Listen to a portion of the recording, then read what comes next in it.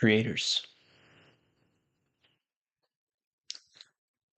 What happens when you stop letting expectations decide how you see yourself? Tonight, you're going to meet a young woman named Veronica. Veronica used to be over 300 pounds, but she did what many people dream of doing. She changed her body. The problem tonight is, even after Veronica changed her body, something did not change.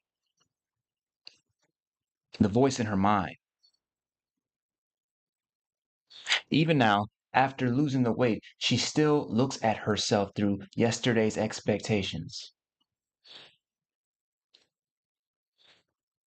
Still believing she has to become someone she's already become. And that's the trap. Because sometimes the hard thing about letting go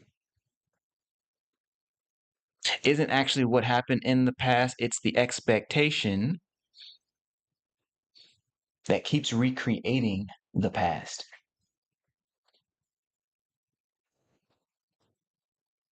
Tonight, Veronica isn't just here to tell her story. She's here as your mirror. Because all of us have expectations that quietly shape how we see ourselves, even after our lives have changed. Keep it locked, because tonight, we discover what happens when you change the energy of expectation with your mind. Without further ado, folks, if you're ready to live free beyond fear, welcome here. I'm Dr. Shawn, and I believe you do not need years to heal. You just need one real breakthrough. That's why I invented Transcendent Psychology, and I test it in the real world, on real people, on my game show, Countdown to Breakthrough, the only game show that heals your soul. Right now, you're on the Breakthrough Live, where we break down the science of healing so that you get your own breakthrough live.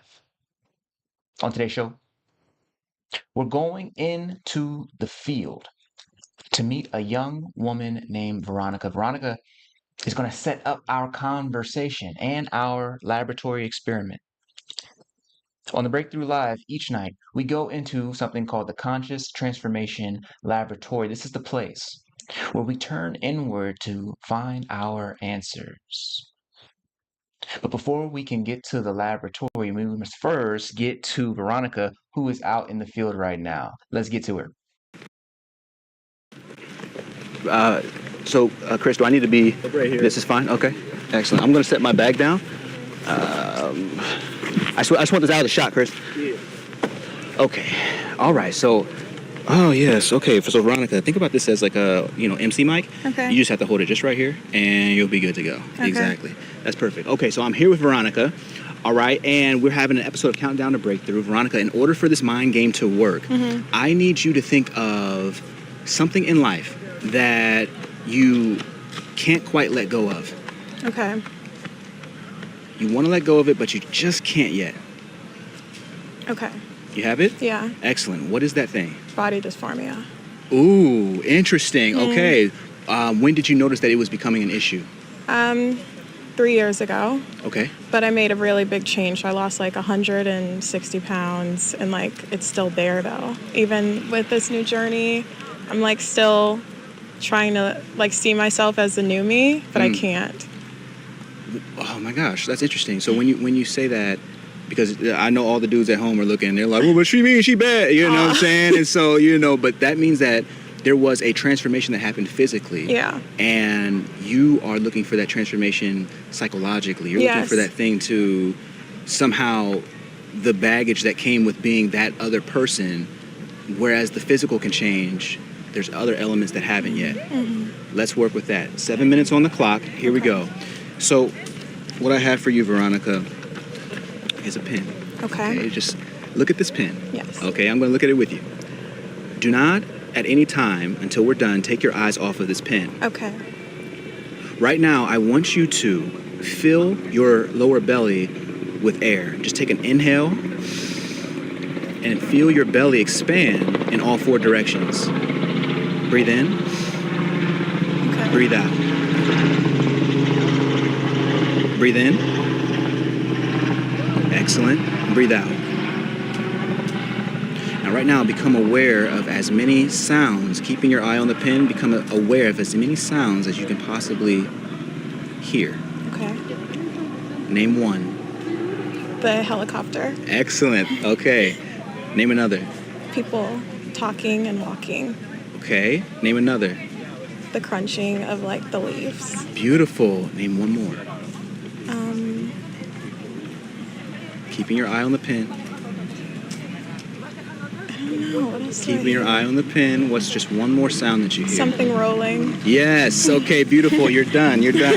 Okay. So that's gorgeous. So my question is this: when you're just looking at the pen just now, did you find yourself thinking about what was happening yesterday or tomorrow? No. Excellent. So we call that being in the state of presence, Yeah. right? So just being present here and now, that's all it means. And let me also ask you, when you're in that state of presence, how did you feel in your body? Like, I didn't think about it. I was just thinking about the sounds that you were telling me to listen to. Yeah, okay. The sounds that you noticed. That I noticed. Yeah. Yes. So in And I other notice words, now. yes, yeah. So what does the body actually feel like right now on the inside? Like When- it's just here. Yes. So it Yeah. doesn't feel too heavy. No. Ooh. Interesting. Okay. Ooh. No, it doesn't. It feels like now I'm just paying attention to my surroundings rather than my body. Yes. Were you thinking about, any sort of body dysmorphia in that moment? No. Interesting. So you're saying that, did you find anything that there was to hold on to when you were being present? Was there anything that you could clutch onto and sort of grab and hold tight of and No, I don't know. What does that mean? like was there any stress that you felt like you had to keep holding in your hands? Any baggage No. from the past? No. Right. So if there's nothing to hold on to, then that means there would be nothing to let go of because you already did. Yeah. And so I've been telling people all day that this present moment, right? Did we have to go to the store to buy it? No. So It's right here. oh wow. You're funny. But if it's right here, right now, that means it always is. Yes, I'll try to use that as much as possible. Yeah. It's just, situational, but yeah. Absolutely. But the question that I'm having is, even when negative thoughts come, does this present moment evaporate? Does it disappear? No, it doesn't. So could you access it again if you wanted to? Yeah, I think I could. I'm thinking about it now, going to events and things where I'm so much focused on my body instead to just be focused on the present. Yeah. Yes. Wow. Wow. You see, that ability, because you're already feeling, your body feels great in the Yeah. present moment. Yeah. There's no baggage to hold on to for it to feel any other way. Yeah. And so it's like, oh, what a gift. Yeah. Yeah. Just remembering that, I think, is the practice, right? That's it. Jeez. That's it. Good shit. Yeah. So that's all I got. That's your mind game, Oh, thank Veronica. you. That was Yes, great. absolutely. Thank you. I'm going to really use that because I think that's what happens. I get in these moments and then I'm I'm just not there. I'm here and it's Yeah. just enjoy yourself, and usually I end up going to alcohol or something to loosen myself, right? And so it'd be good just to practice this instead, so. Absolutely. And and there's so many people who are just like you and me. And so if we can just honor this is what God has given us. You know what I'm saying? It's like, oh my gosh. So Yeah. when this comes out, I want to be able to send it to you. Do you have a great email that I can yeah, use? for sure. I'll just grab a pen here.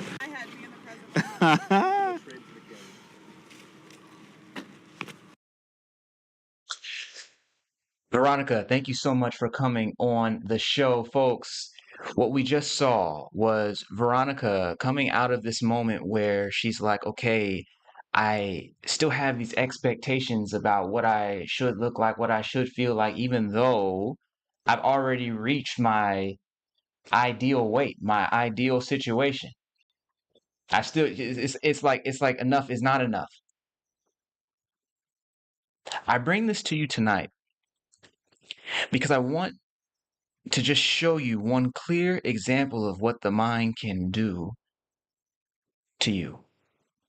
I want to show you just one clear example of how ordinary people, I did not check into any type of psychological ward. I did not check into any type of hospital in order to find these folks. I'm talking about running up on people on the street. And Veronica is holding these expectations of what she should look like, and she's judging herself against her past self, even though she's already taken the steps to step into the transformation that physically she wanted. There was still those inner thoughts, those inner expectations. I bring this to you tonight because this week was one of those weeks for me where I started seeing this flare up. Twin, I see y'all in the chat. Felicity, I see y'all in the chat. Welcome in, welcome in, welcome in. I sent y'all an email this past week, and I was about to be like, okay, tonight's show is going to be about, I think, I want to talk about changing the size and shape of thoughts, right? That was the original email I sent out this past week. But after I sent that email, this notion of expectation started flooding my consciousness, my psyche. And for me this week, which is why I had to make sure that I adapted the show to fit that, because there's something about it. For me, expectation is, it feels like the when I say expectation, I mean trying to anticipate the future, longing for a future that is not this one, longing for a reality that is not the present one, longing for a situation that is not the present one.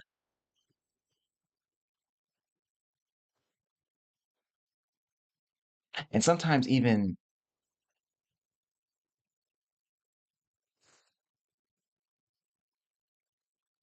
believing the present situation is different than it is,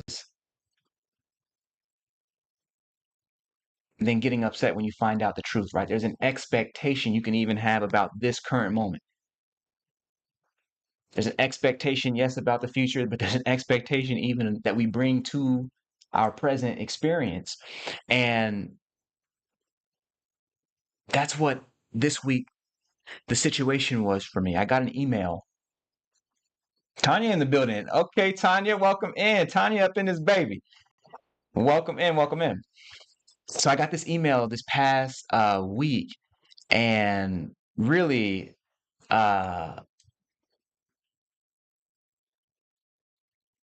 someone that I care about decided they wanted to unsubscribe from my email list. And I was like, damn. Like, there was a real moment for me where I was like, yo,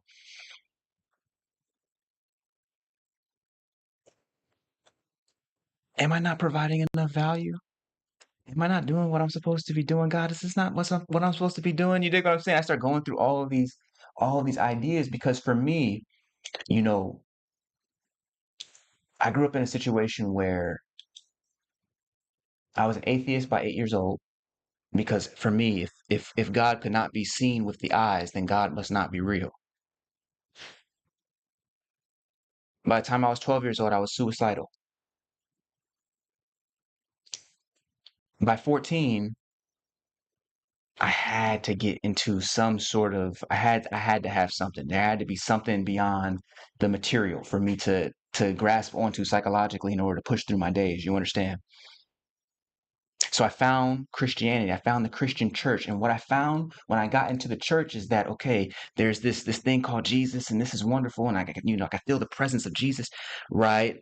Which I just thought as the presence of God, the presence of reality felt.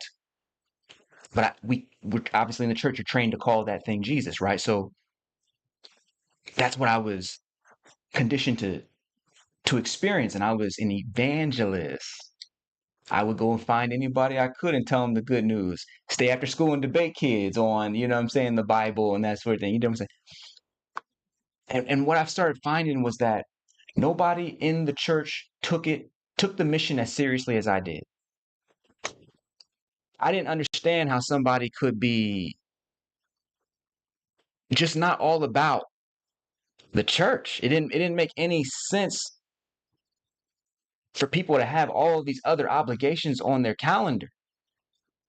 It didn't make any sense. I didn't see how we could be in the club on Saturday and be in the church on Sunday. It didn't seem like a by the time I got to college, I didn't see how we could be in the club on Saturday and be in the church on Sunday. Like it just none of it seemed serious enough. Everybody was kind of one way inside the church building and a completely different person outside the church building. I was like, man, y'all are not taking this shit seriously. I had a high expectation. Similarly, even after getting clarified, even after what I would call spiritual awakening, even after the intellectual trajectory, even after understanding all of the things about what Christianity is and all, you know, even understanding a decade plus, almost two now of constantly turning within, constantly turning within, constantly turning within to discover that kingdom of heaven. You understand, like constantly turning within.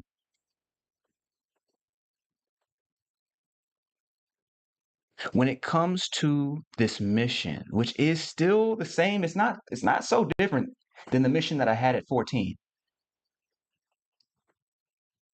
to be an evangelist. Just not the sort that not of a certain type,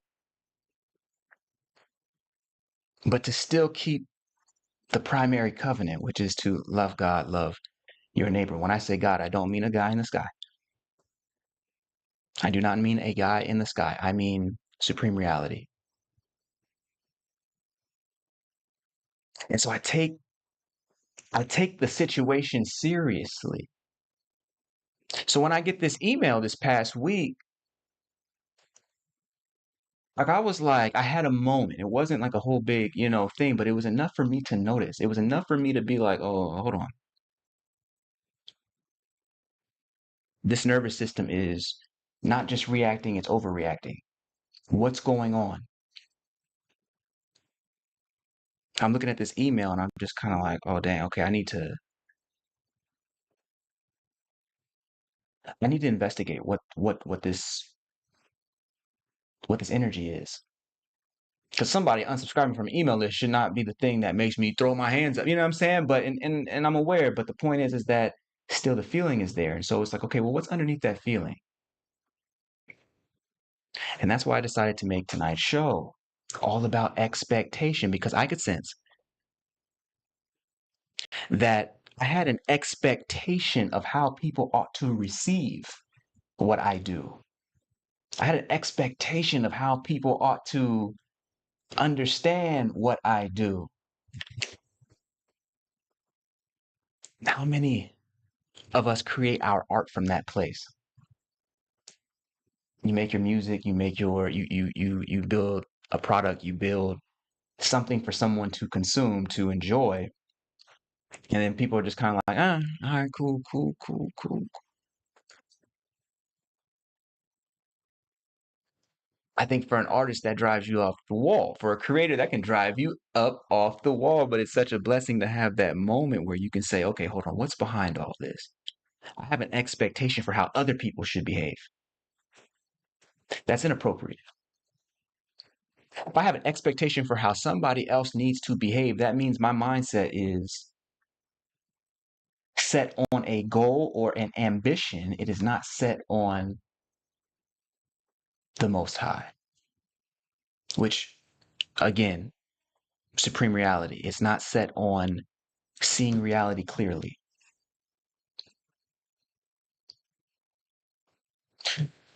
Which means in some ways I made a small deviation, a small dip off the path of love and into the path of performance, into the path of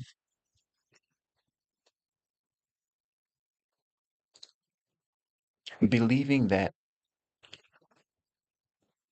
impact is more important than God. Believing that impact is more important than love. You understand? Believing that impact is more important than supreme reality. That was my issue.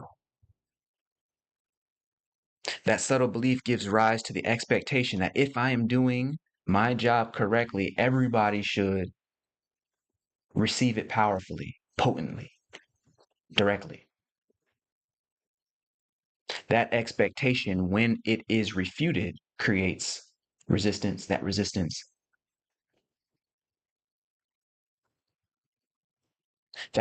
surrenders unto suffering. That resistance leads unto suffering. So I was like, okay, I got to do something.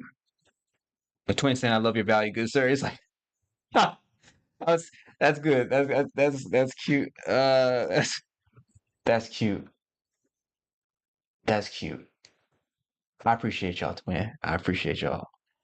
It's like, especially, you know what I'm saying? Especially if you're an artist, all of you are creators, all of you understand what it is to have made certain sacrifices in order to even be in a position to be able to say the things that you say or do the things that you do, create the things that you create. And so it's like, man, I just had to slay 100 dragons in order to get here, to offer you this. And if in offering it, I have the expectation that you should value the journey as I valued it, it doesn't make any sense. It wasn't the person, that person wasn't on the value. They weren't on the journey. They didn't see all that. They just, oh, this seems a lot like everything else is on. Like it's not, it's the expectation started to create resistance. The resistance started to generate suffering. And it's those expectations that we have about our value, much like Veronica tonight. Having that expectation about her value was a lot like me having this expectation about my value and expecting others to receive that value in a way that I think is exceptional, in a way that I think is acceptable. So I was like, okay, I got to get to the bottom of this. What an interesting opportunity to draw our research question on tonight. Because I see that these expectations, these subtle ways of trying to force reality to be what it isn't, these subtle ways of trying to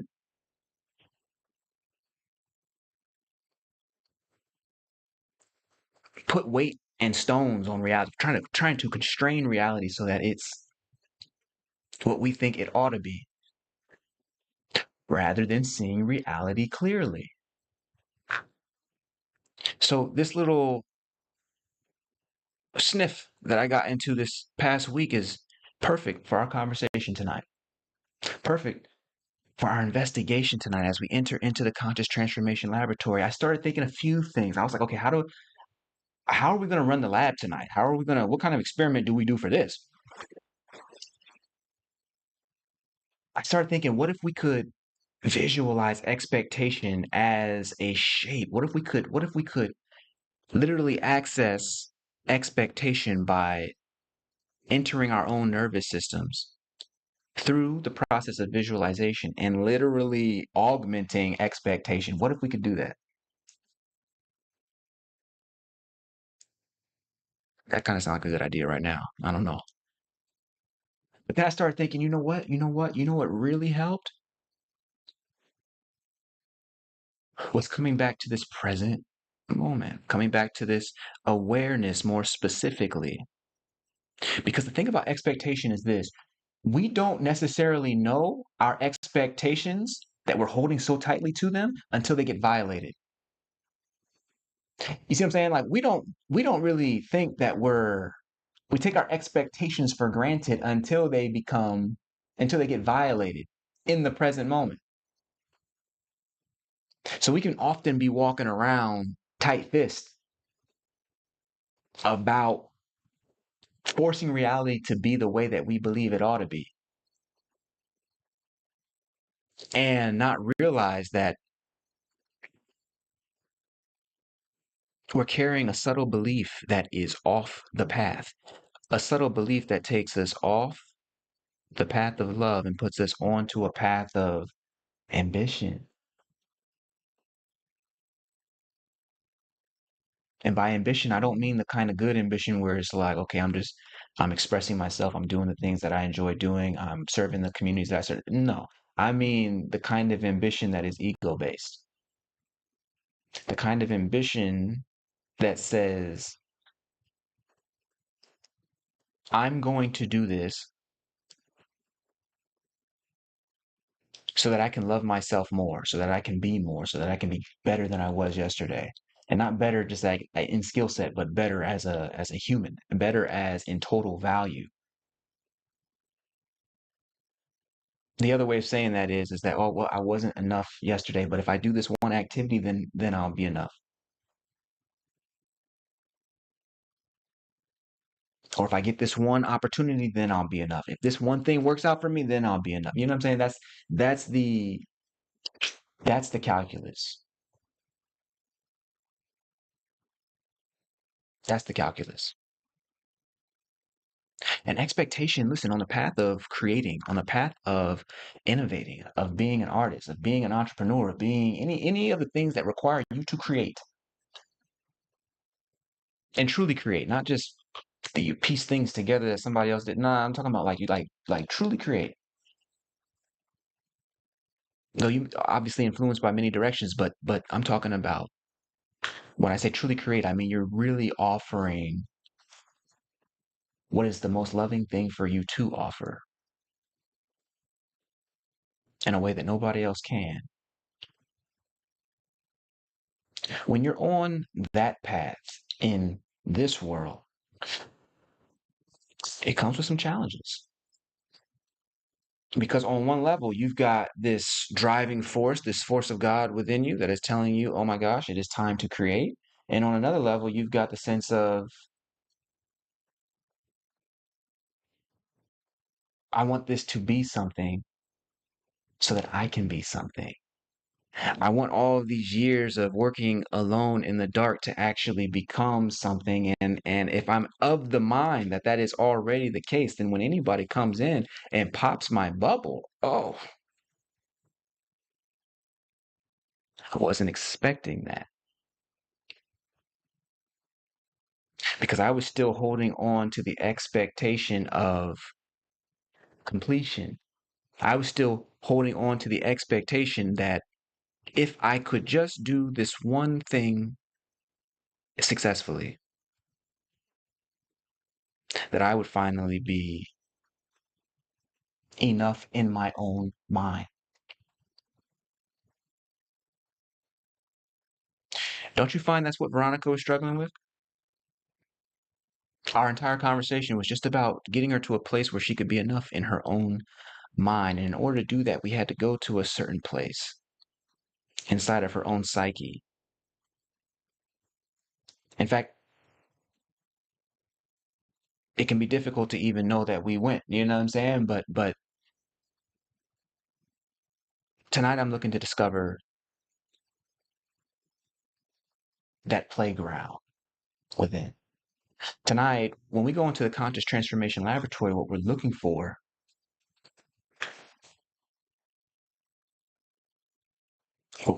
is a surrender. Because as we go into the laboratory tonight, I do not know what is going to happen. My job is to surrender unto reality itself and allow reality to speak, allow nature to speak, allow God to speak. So I can never tell you what is going to happen. I've got some ideas, but I don't know. But I do get the sense that what we are interested in tonight is getting to that inner place, that place where if we are paying attention, we can sense when we are starting to generate that attachment to outcome, that attachment, that expectation that reality be what we think it ought to be. And tonight we're going to work directly with this expectation energy.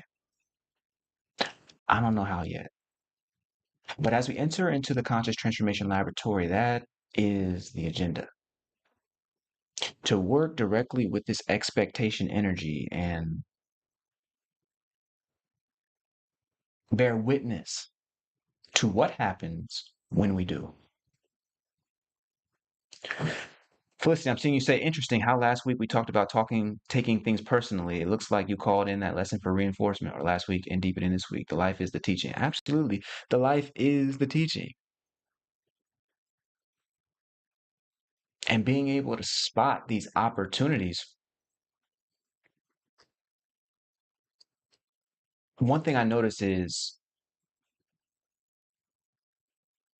as I continue this work, my capacity to become aware of my thoughts throughout the day continuously increases and increases and increases.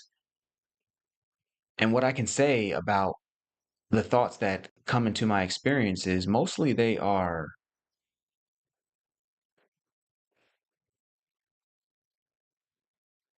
reflect the world. Mostly. Mostly they reflect the same fear, the same ideas of danger, the same thoughts about the future, the same calculus about the past. They reflect all of that. The difference is that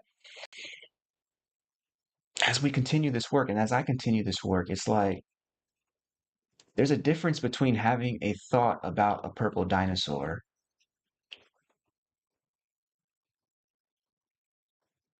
and having a thought about doing the dishes. Like there's a, you know what I'm saying? Like one is the purple dinosaur,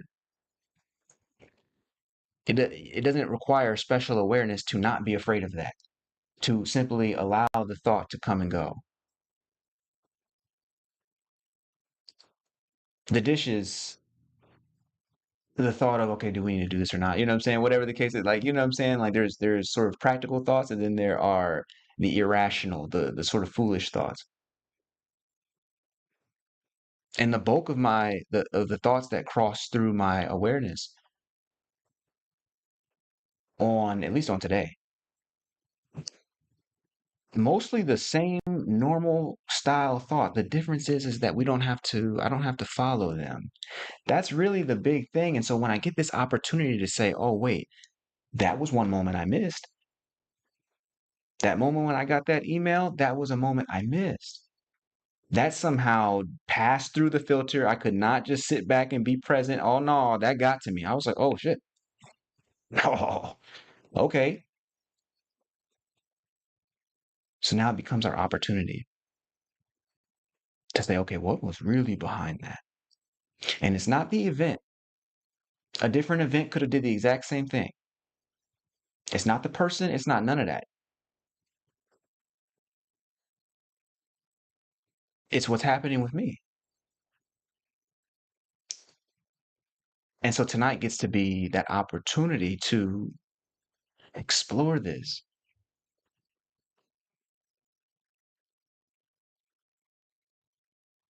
That's why we go to the Conscious Transformation Laboratory, folks.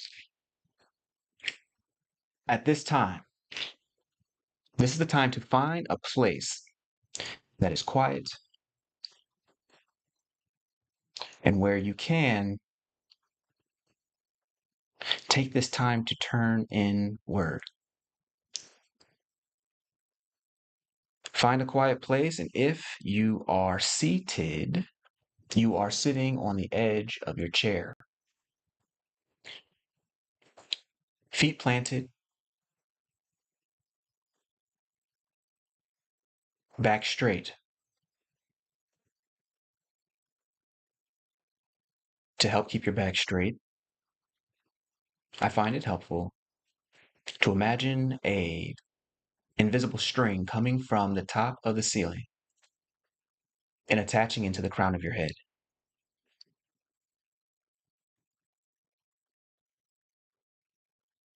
This string is holding your entire body all by itself.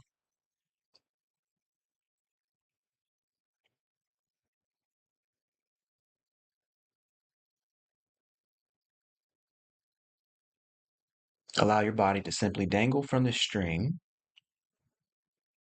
and you'll notice that when you do,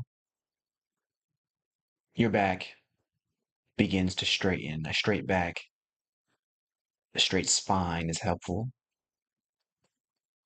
because it allows for greater oxygenation, greater blood flow, and greater concentration. If you are standing feet shoulder width apart,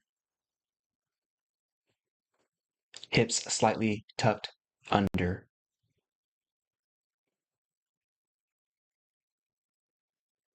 and that string is still coming from the ceiling, attaching to the crown of your head and holding your entire body up all by itself. Your back is straight, hands by your side.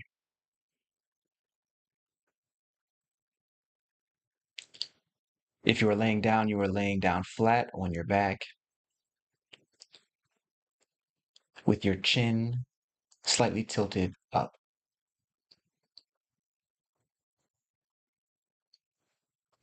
This keeps your back straight during our lab session.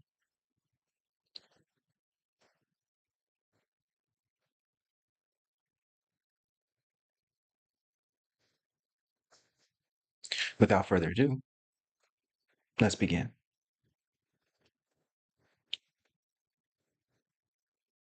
Take one deep breath in with me. Inhale.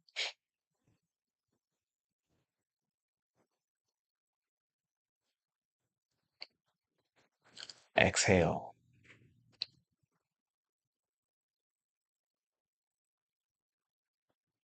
Inhale.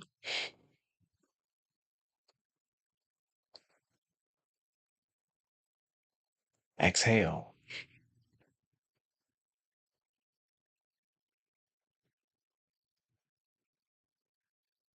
You may close your eyes.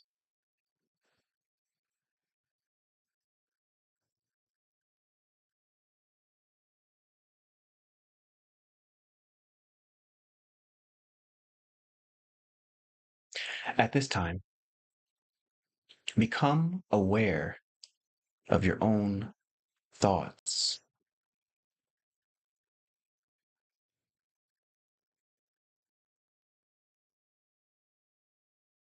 Allow yourself to become like an empty vessel, or rather, become like the sky.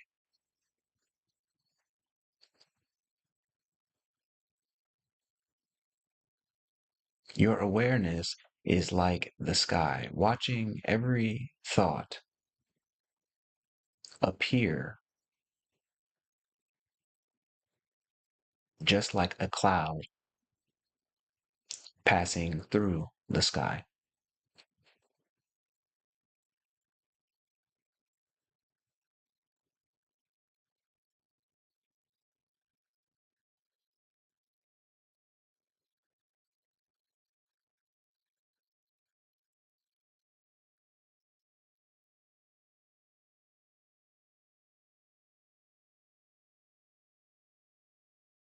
Whenever a thought appears to you,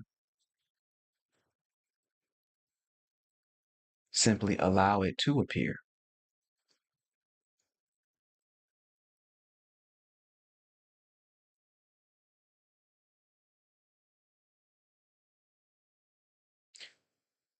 And also allow it to disappear on its own.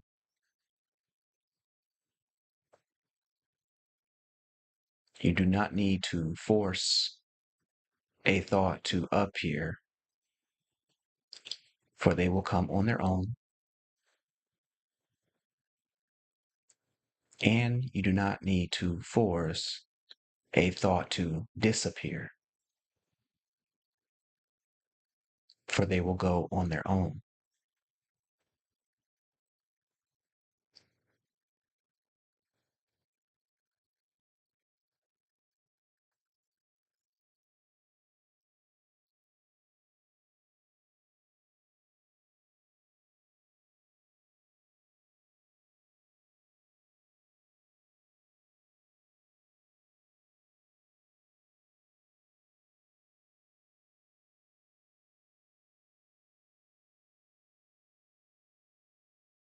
At this time, allow a thought of the last time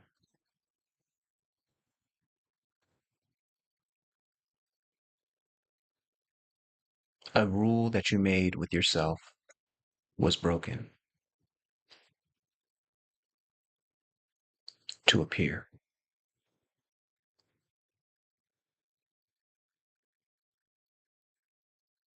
Become aware of the last time a rule that you made to yourself about yourself or someone else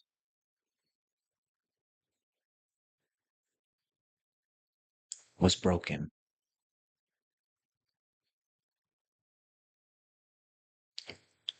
Let the thought appear to you.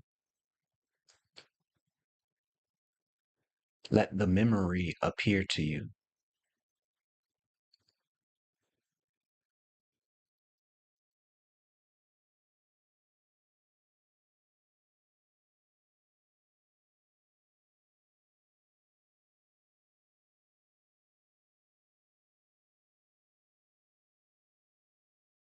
Go to that very moment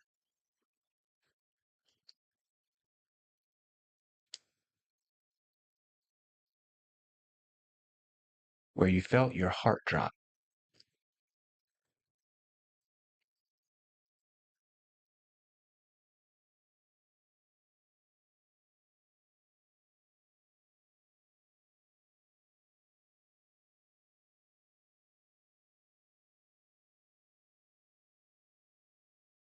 Ah, yes,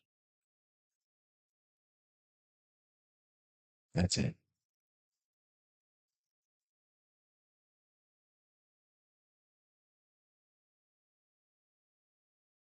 Allow the old feelings to re enter your consciousness. You do not need to force these feelings to go away. These feelings are but more clouds passing through your sky. These feelings cannot hurt you.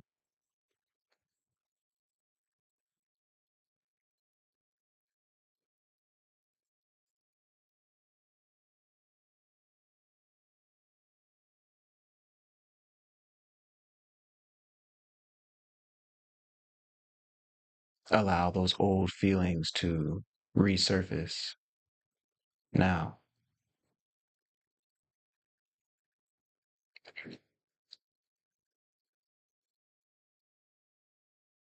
Notice the shape of the feeling.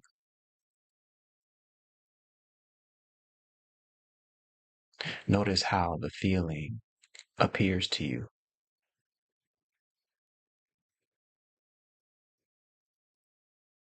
Notice how the feeling feels to you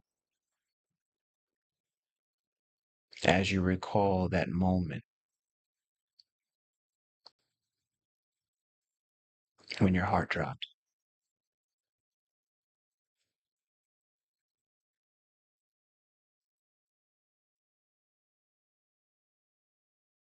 Together with the feeling and the thought, the image in your mind, be it of an email, of a phone call, of a text message, of another person giving you the bad news. Hold that feeling. Allow it to surface along with the image in your mind. Now,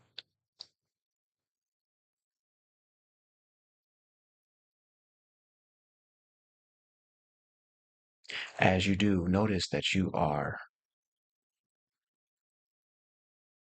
a spacious sky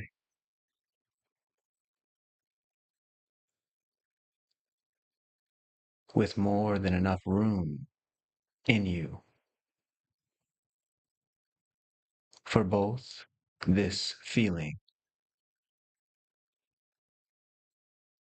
and this image to appear in.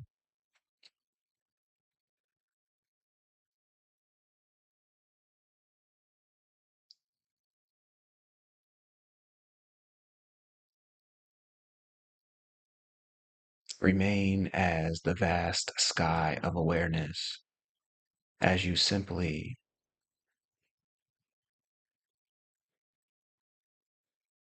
remain aware of this feeling and this image, that moment when you got the bad news. Be brave and simply remain aware.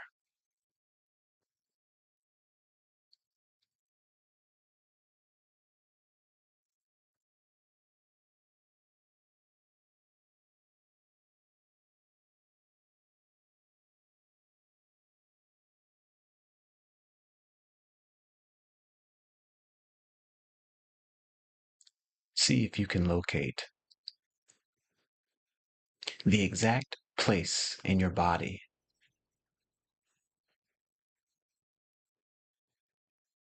where this feeling is appearing for you. Now,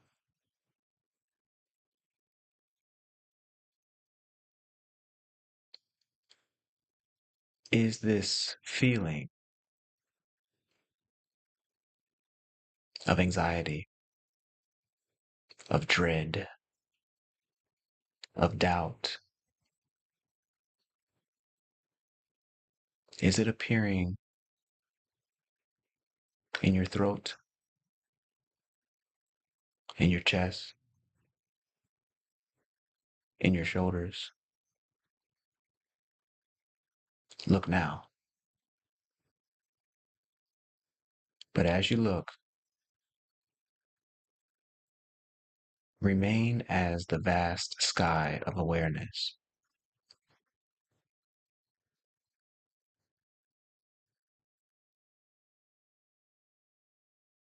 Neither looking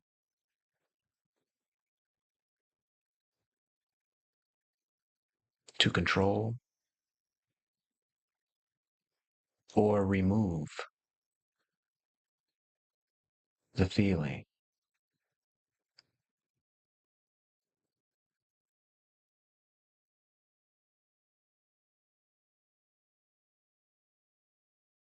Remain as this awareness that is aware of feeling.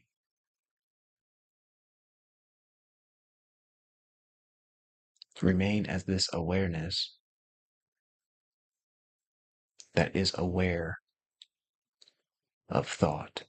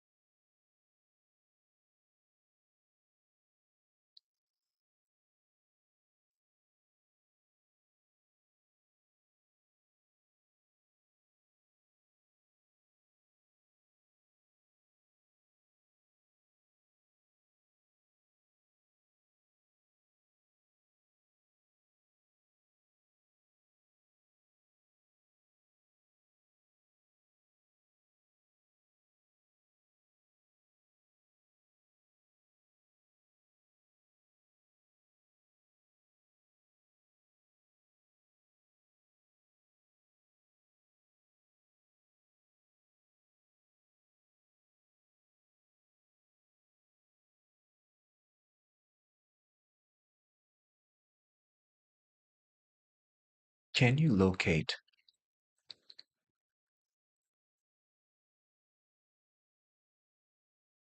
the expectation that sits underneath this feeling?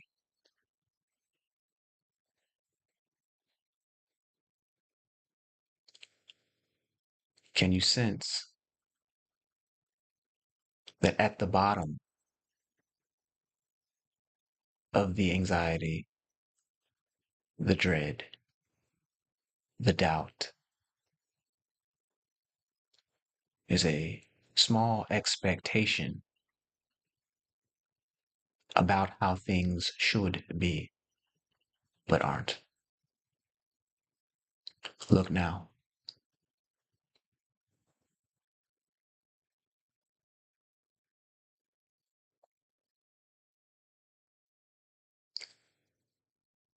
Notice that when you return to the image, when you received the bad news in your mind,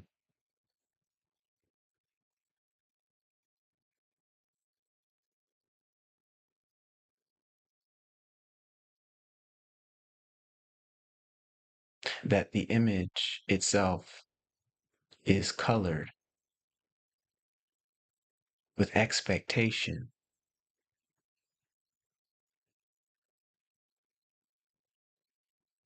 Look now.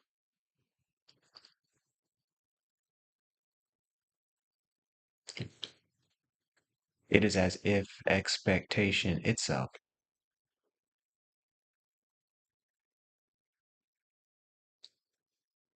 were a red tinted filter sitting on top of the image in your mind of the thought and memory.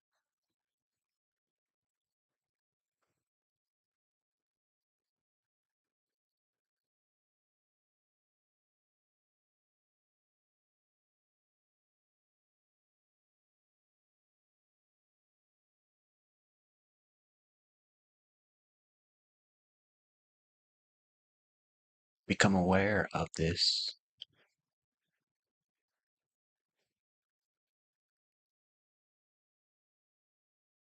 tinted image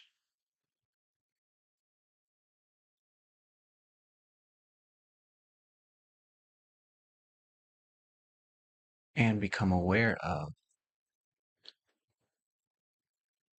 the small expectation sitting at the base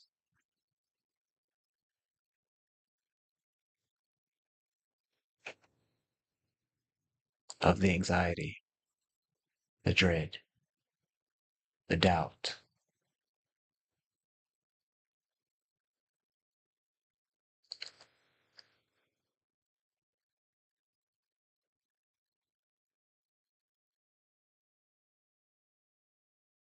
You are simply aware.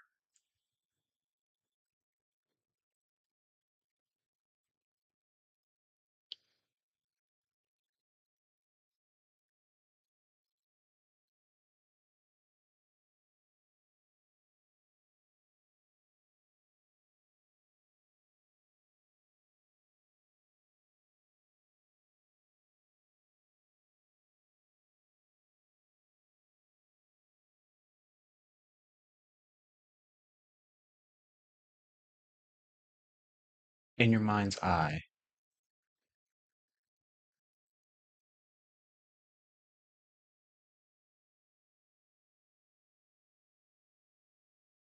picture a trash can.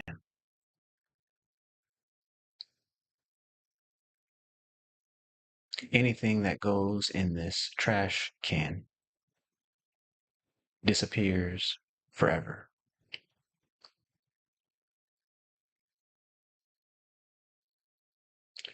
On the count of three, you will put two things inside of the trash can. You will pull off the red filtered lens of expectation from your memory and strip the memory clean of expectation, placing the expectation in the trash can.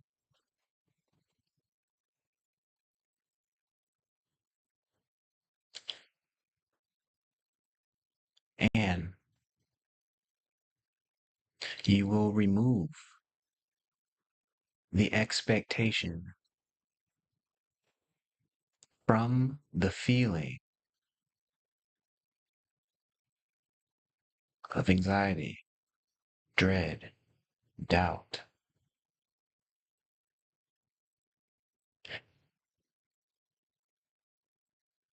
and place that expectation in the trash can.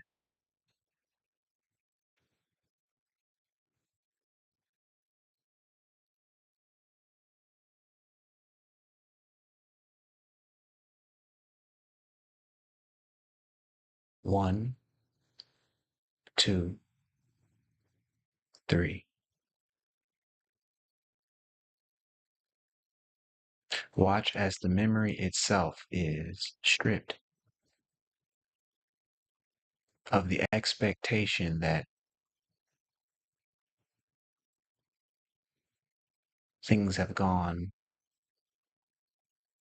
awry. That red filter of expectation is pulled from the image and goes inside of the trash can and disappears forever. Notice the expectation that is attached to your feeling. It gets pulled from the feeling as if it were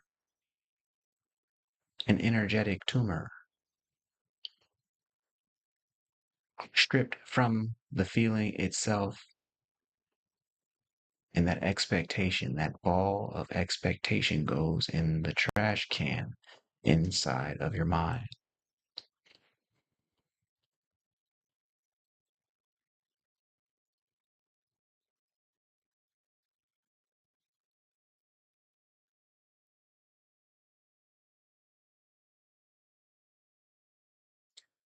Notice that the feeling cannot maintain itself without expectation.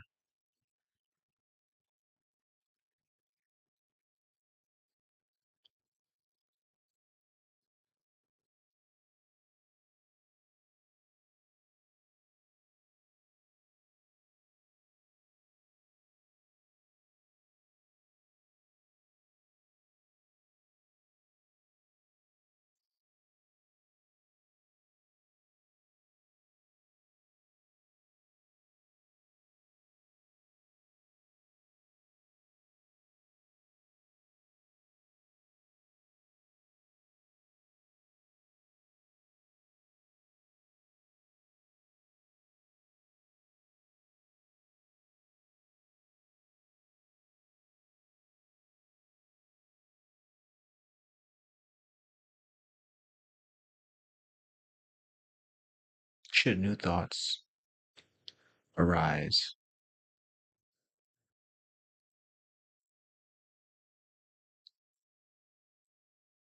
that question if you're doing it right.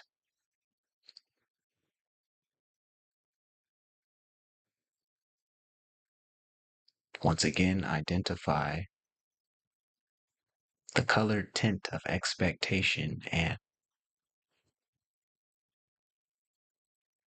remove it. Place that expectation into the trash in your mind.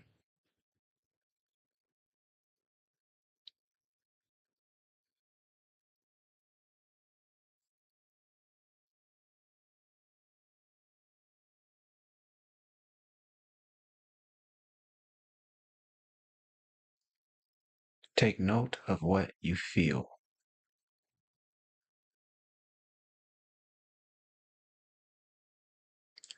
Whatever feelings still linger,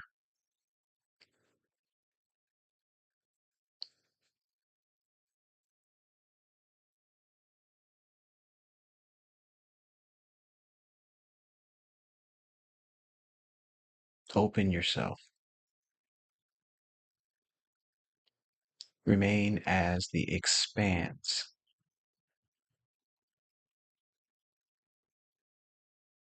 Remain as the sky of awareness.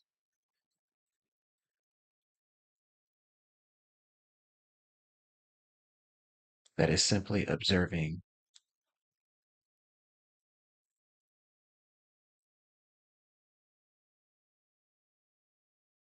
the environment within.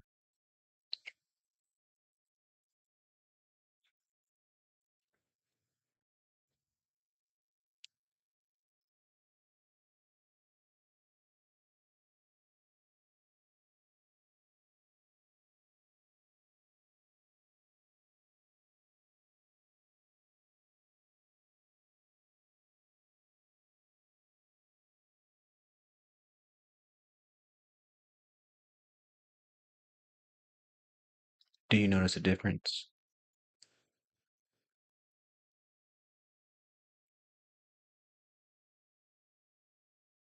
in your ability to remain as the sky of awareness?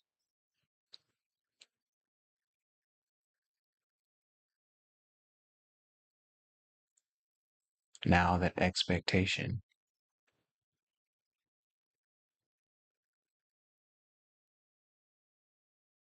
has been discarded.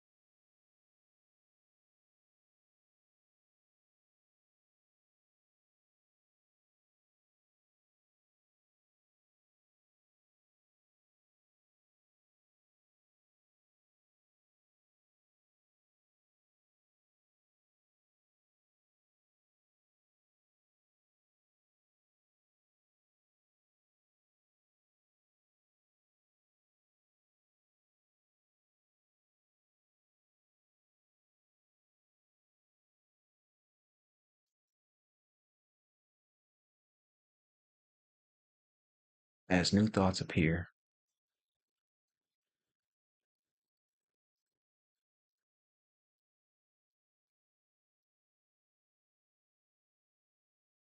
you do not need to fight. Simply remain as the sky of awareness, letting even these thoughts come and go like clouds passing through the sky. Yet you remain aware. You remain as awareness.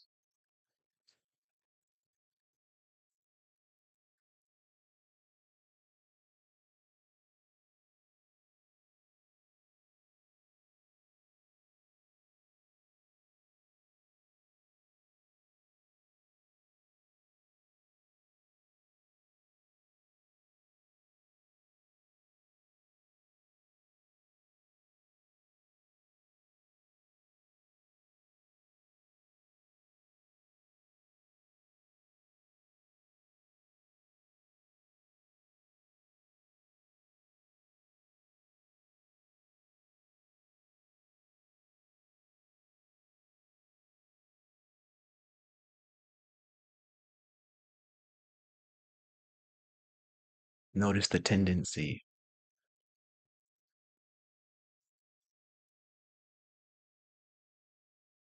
to want to stop thoughts.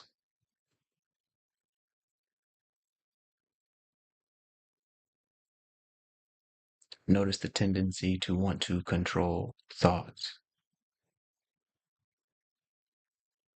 at this time. You may surrender even that. Simply remain as the sky of awareness.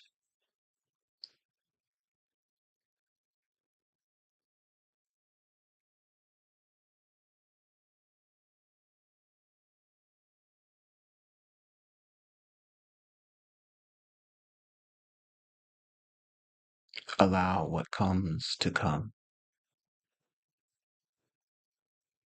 and what leaves to leave.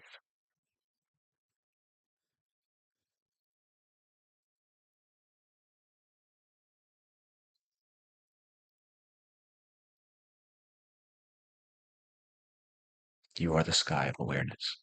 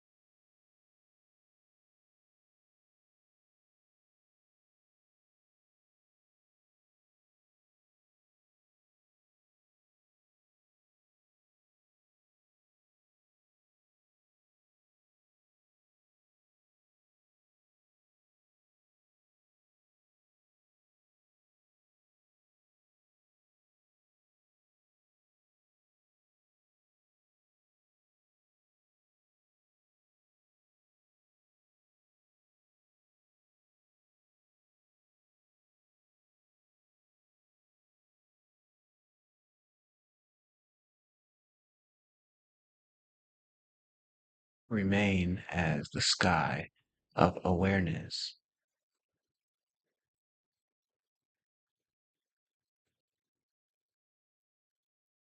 Though thoughts may wish to distract your attention,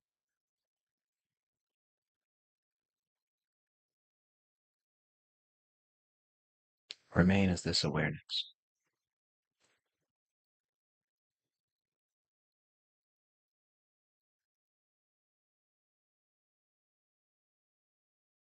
More expansive than any thought.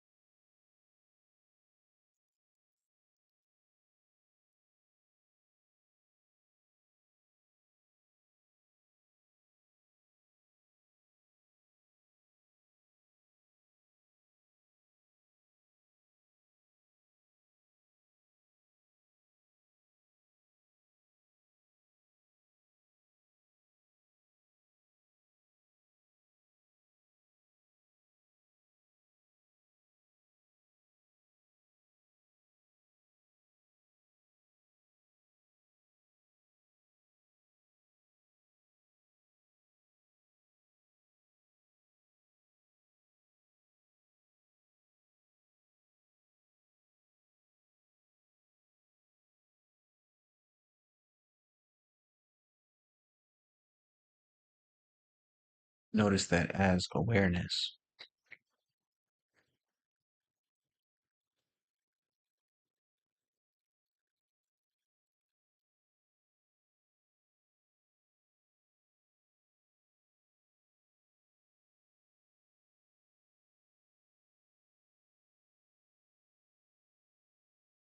You are beyond any thought.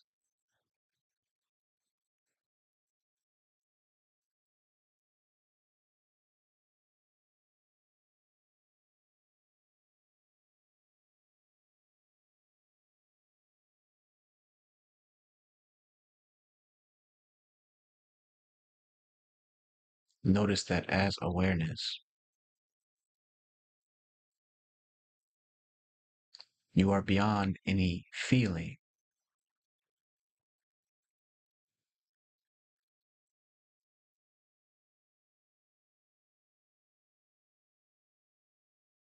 Thoughts and feelings require awareness to exist, but awareness can exist without thought or feeling.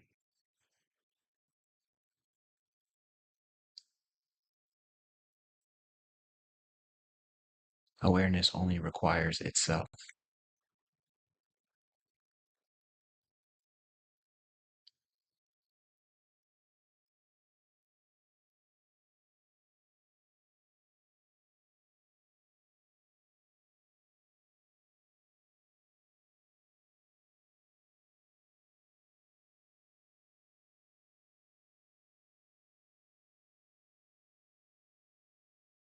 Remain as this sky of awareness.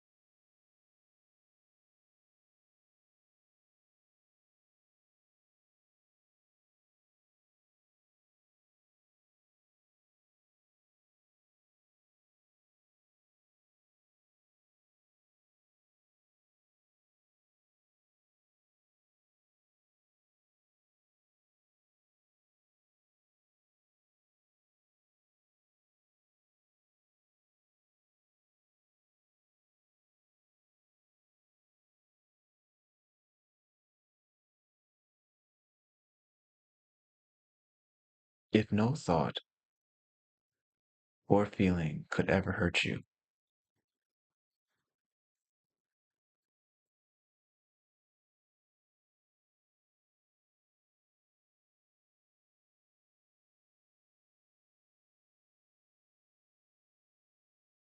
if no thought or feeling can ever stop awareness from being aware,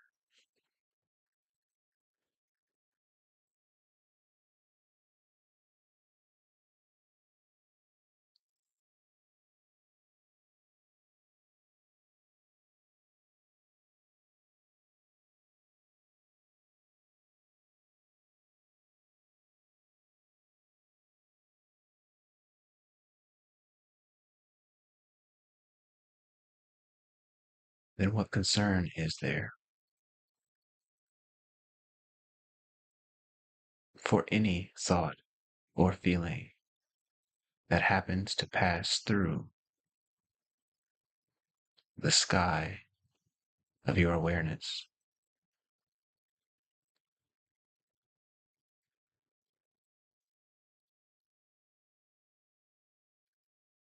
See that all thoughts and feelings are merely clouds to awareness.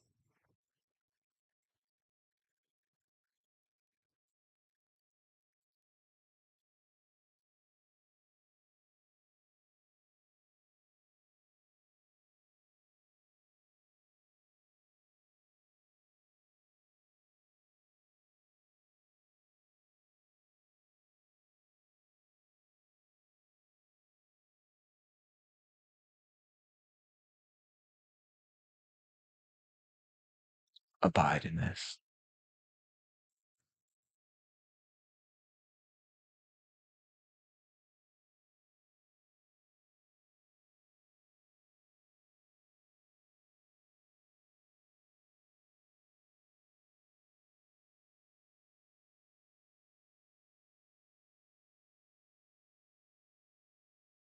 Every thought and feeling is merely a cloud to your awareness.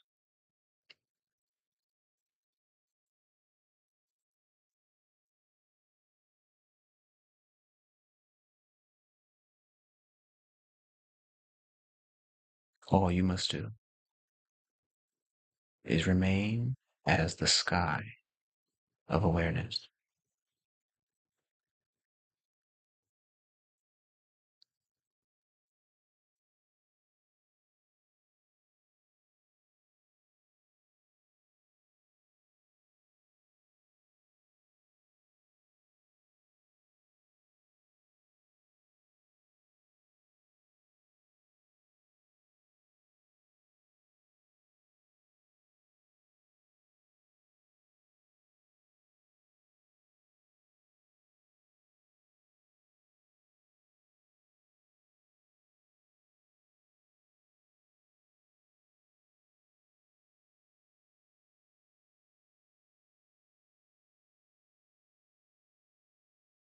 Ask yourself the question, am I aware?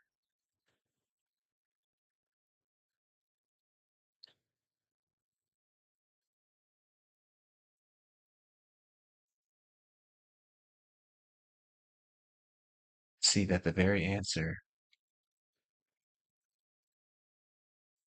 pulls your attention back to the sky of awareness.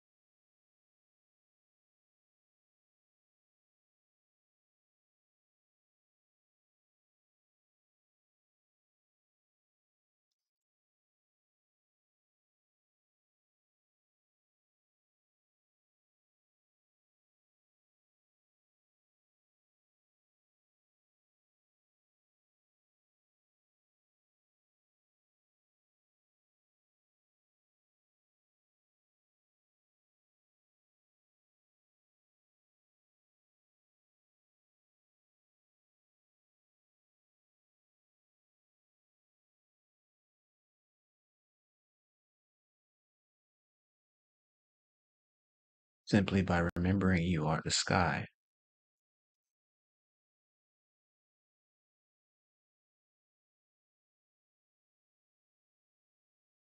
you no longer need be concerned with the clouds.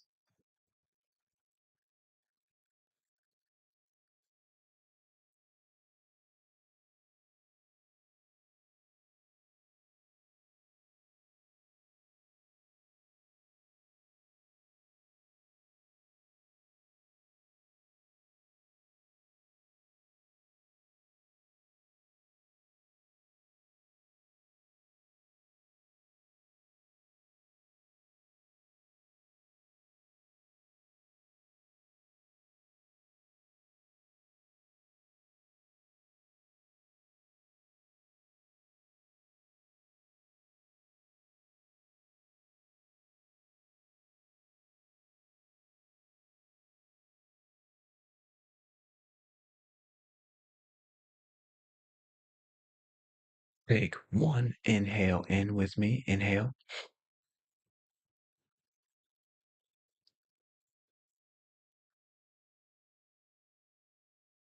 Exhale.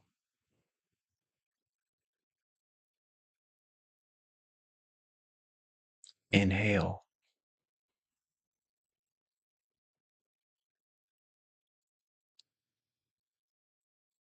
Exhale.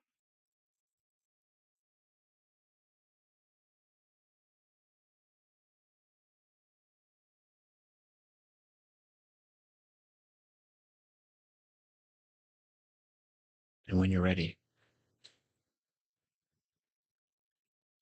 you may open your eyes.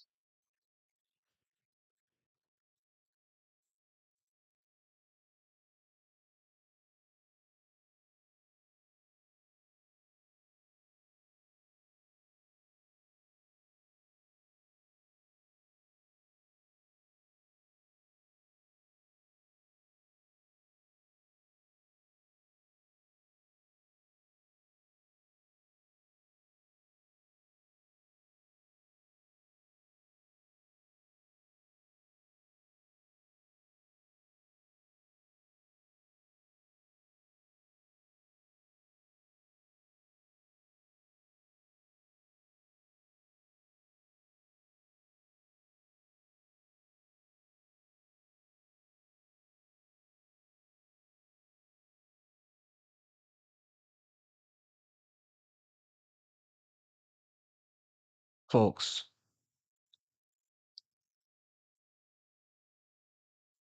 I want to know your experience with that experiment. For me,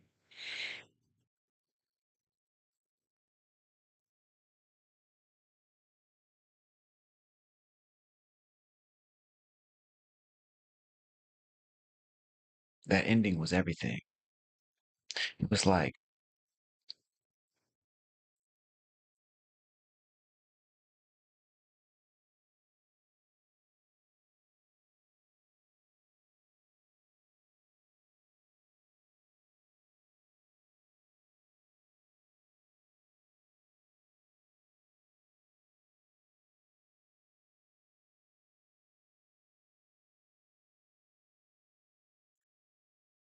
it was like remembering power. It was like remembering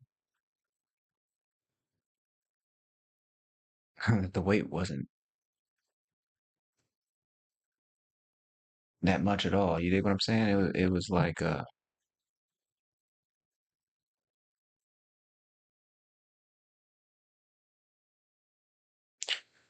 reset, like a reset. Like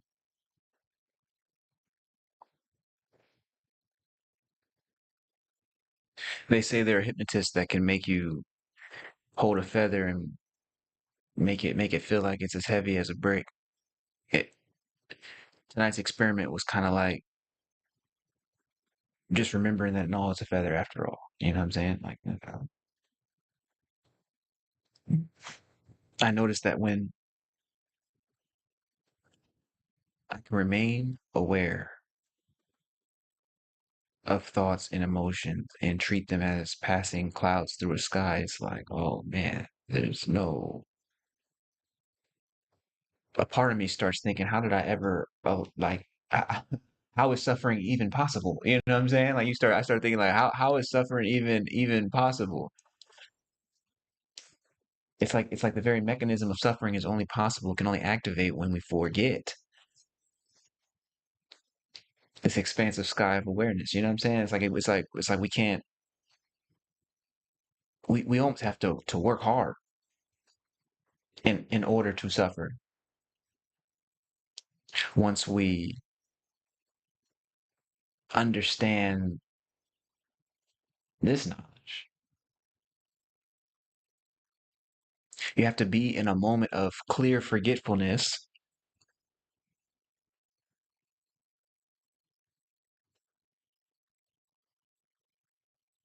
but how wonderful is it to know that peace is always around the corner? I mean, it's all you, even if you forget, even if you forget.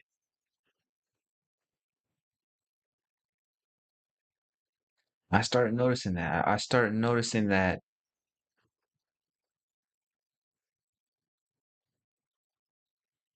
Twin saying, I'm not sure how to put it in words. Just the ending, taking that last breath, like really did something for me. Like my cells hear me, like my cells in my body. Yeah, yeah. I started feeling that too, though. Like I started feeling like sometimes I feel this energy that comes, almost like a top down thing. You know what I'm saying? And like it feels like like a power source, like almost on some like lightning bolt type joint, like not quite as sharp or explosive as I imagine a lightning bolt would be, but like it's more like a like channeled energy, like finally plugged into something. And so my body starts to feel like just this pure sense of vitality start ringing through. I felt that certainly. There was a moment in there where I didn't know where it was going. You know what I'm saying? Like, a part of me is like, looking to be this channel, this vessel for whatever it is that's coming out, for allowing nature to speak. And then a part of me is also the participant. Like, hey man, where's this going? And so there were parts of the experiment that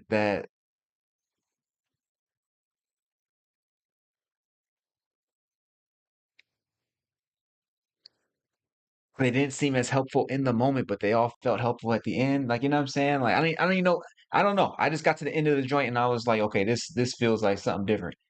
This feels like something different. It feels like you could like I, like a moment of slippage, a moment of suffering is actually only possible when I forget the truth, when I forget this prominent experience of awareness, when I forget that expansiveness, that sky expansiveness, that's when the suffering can enter. But the suffering, it feels more like a shadow on the wall. You know what I'm saying? Like when you were a kid, you were afraid of shadows appearing on the wall, believing somehow that like Peter Pan, the shadows might peel up off the wall and come get you. And it's almost like in this dimension, that's what suffering is. It's just shadows playing on a wall. It's an optical illusion that we give and assign all of this meaning. The challenges of life, we give and assign all of this meaning. This meaning is what creates the suffering. But if we would see that, no, it's just shadows playing on a wall. You know, as a matter of fact, who we are is something far more expansive than the two-dimensional shadow that's playing on the wall, then, well, it just gets so much easier to step out the nonsense. And what was so powerful about that last moment is that throughout this week, I don't know what's been happening, but I've been like tuning in to the point where I'm pretty aware of every thought that is coming into my experience throughout the day. And so I get to see exactly how the mind makes sense of things, how it is constantly on the lookout for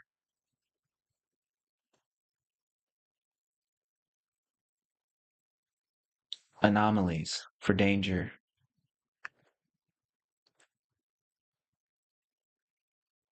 And I'm able to kind of look and I'm seeing how it's always just kind of doing, this kind of situation, this kind of back and forth. But the cool thing is that throughout the week I started finding naturally the space of awareness.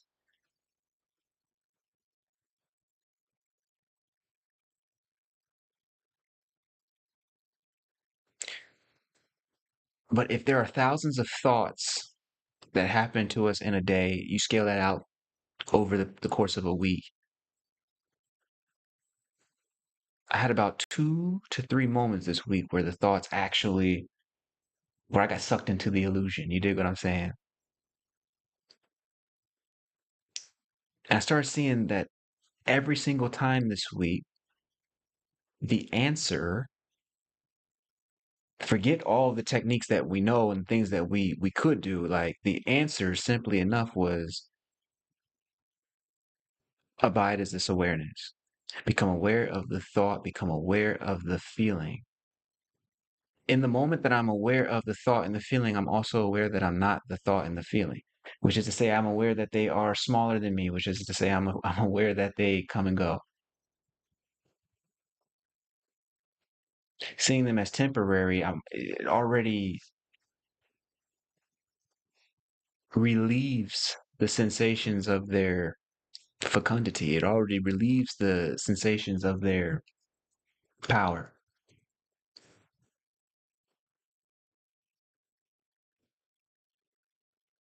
They no longer take deeper root. It's that same sense that I feel even more stabilized in this moment, especially coming out of the experiment tonight. I started getting flooded with all kinds of thoughts. I mean, I think there was a clown in there at one point. You know what I'm saying? I start seeing, yeah, it must have been maybe something from, there's a lot of Sesame Street on in my house because I got a 1 year old. So it's like, maybe it was just a recall memory from that. I don't know what it was, but there's like all of these just images. Like it's almost like a Rolodex, a spinner joint of these floods of ideas that are coming. And so it's like, okay, by the end of the exercise, by the end of the experiment, I could see that, oh, wait, this is just These are just interestingly colored clouds. You dig what I'm saying? They're not, and from that perspective, it was like suffering became impossible. It's like suffering becomes impossible in that clear space of expansive awareness. That was my experience tonight. Throughout the week, but also tonight. This was the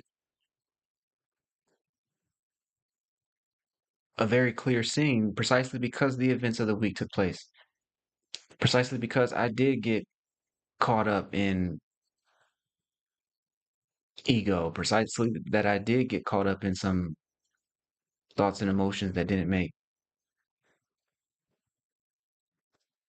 sense to invest in where I seeing reality clearly. That contrasted with the experiment we just ran, is like, oh, right. In this dimension, a part of the reason that we even come up in this mug is to remember the power of God, yes, and to see that that power has ultimate authority over our experience.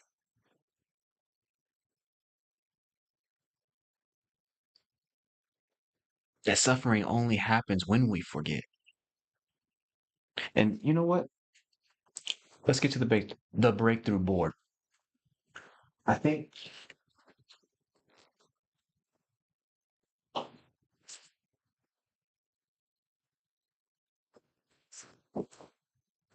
I think it's time we hit the breakthrough board up tonight, because there's something about what we're talking about that I'm starting to sense that there's a principle here. Every night we put on the breakthrough board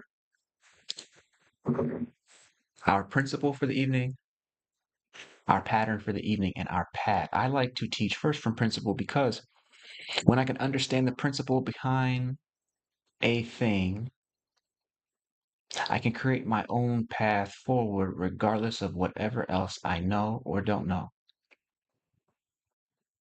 So principles help me organize knowledge faster than bullet points and lists.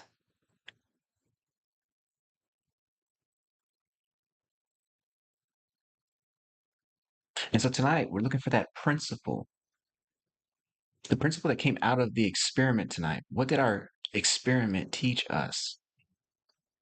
What did the experiment teach me? Looking for that principle.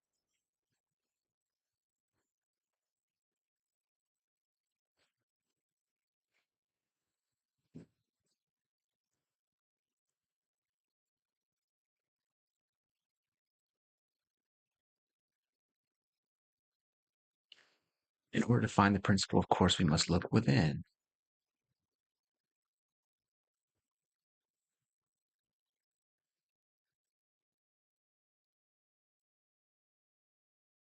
Okay, so this one's coming to me pretty quickly. Tonight's question, of course, was what happens when you let go of expectation?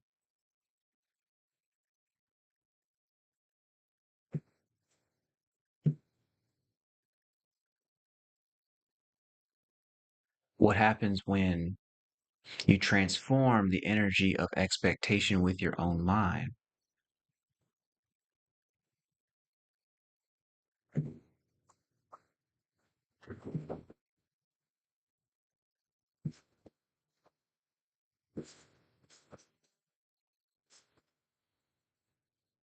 And the principle that I'm getting out of tonight,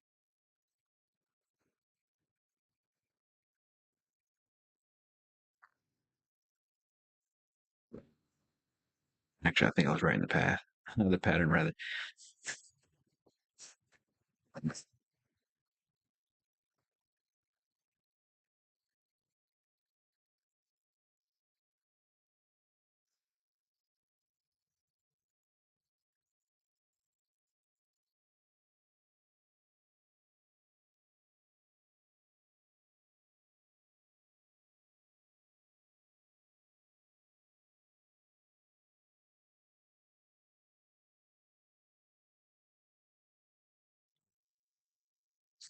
So I think I could do this even better. All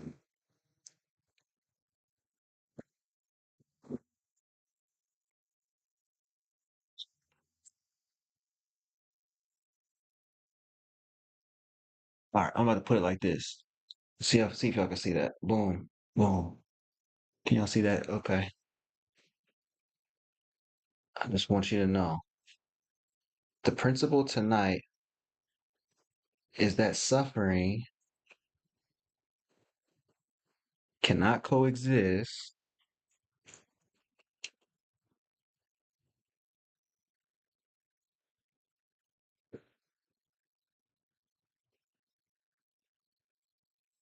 Suffering cannot coexist with remembering. Suffering cannot coexist with remembering. In order to suffer, the principle is tonight, in order to suffer, we have to engage in a level of forgetfulness. The experiment tonight, what I pulled from it, was that in order to suffer, I have to engage in a certain mode of forgetfulness. But were I to remember this expansive sky of awareness, were I to abide as that awareness, which is to say, what? I'm simply being aware that I am aware in this moment. I am simply being aware that I am aware. That is what the Vedantic tradition calls self abiding, self remembering. I am remembering that force through which all of reality is known. That force is simply called awareness. We call it supreme awareness. What I notice is that the suffering becomes impossible to engage in as long as I am self remembered. The issue happens when I forget, when I give credibility and credence over to a thought and emotion that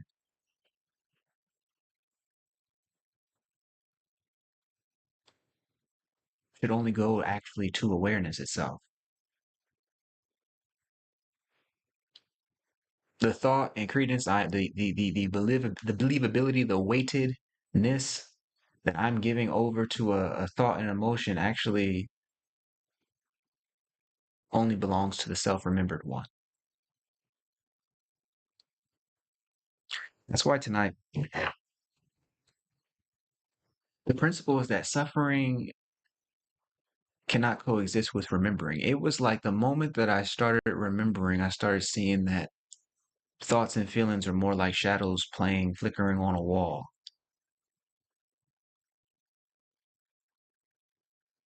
It is the naive child in us, the naive child in me that would listen and allow someone to come through and say, hey, those shadows about to jump off the wall and get you.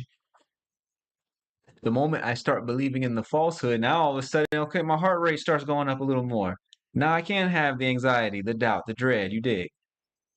However, coming back to this remembering,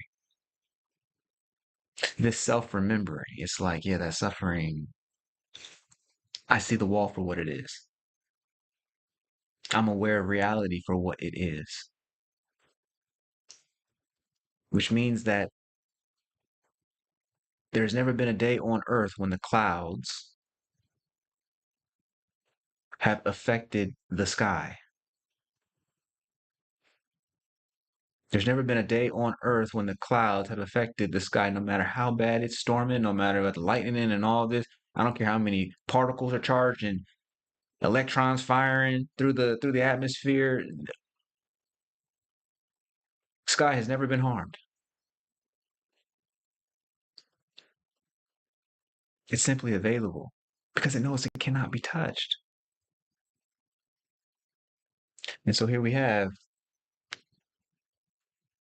the suffering, the storms of life completely removed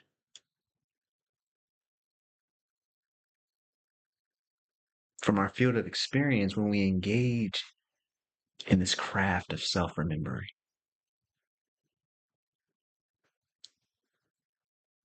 Mm. So that's our principle tonight. That suffering cannot coexist with remembering, with self-remembering, aware remembering, God remembering. You understand?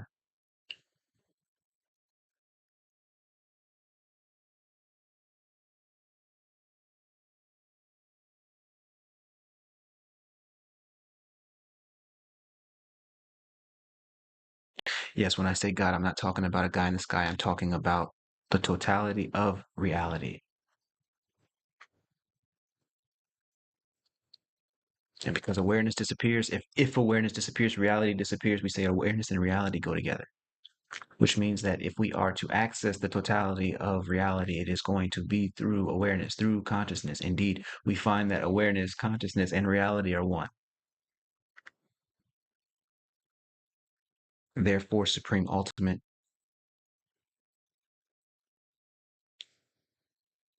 alpha and omega.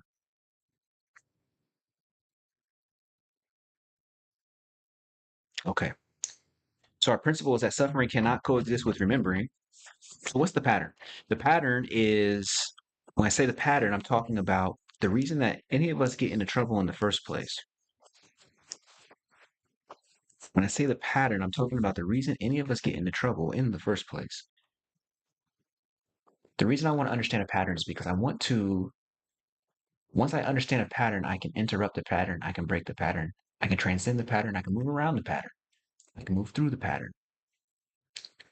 But I need to understand the pattern behind the very thinking that creates this issue in the first place, that I might transform that pattern. So we need to identify what the pattern is, how we get into issue, how do we get into trouble in the first place with all this? Well, if our principle is that suffering cannot coexist with remembering, then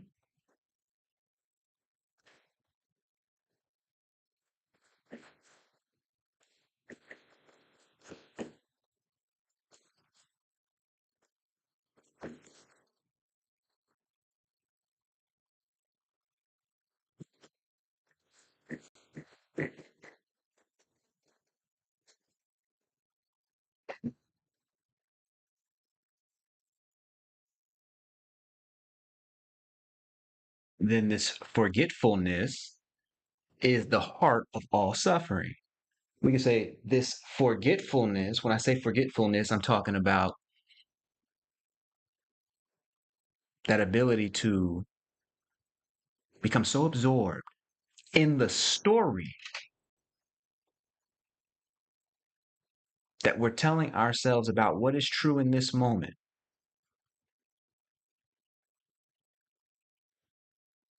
that we forget ultimate reality. We forget to abide as that awareness. We forget that our personalities, our personhoods, our individual selves, all of our stories appear in front of this otherwise screen of awareness. We forget that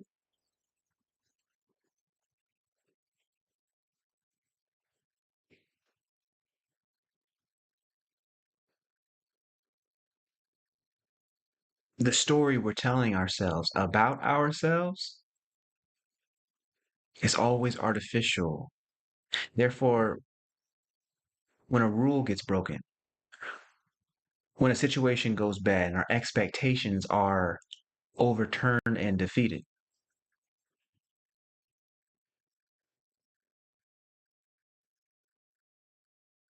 completely absorbed in the story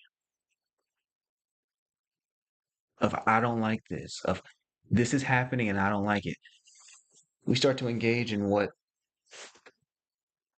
we could call forgetfulness.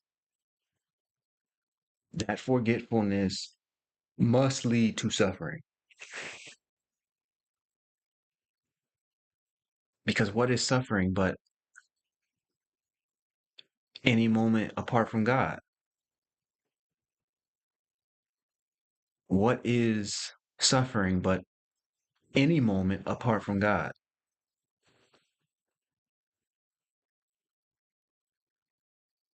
Apart from supreme reality, apart from seeing reality clearly. That's what suffering is in the first place. So even if it is just a brief moment, an hour, 2 hours, it's always an opportunity to say, well, how did I engage in forgetfulness?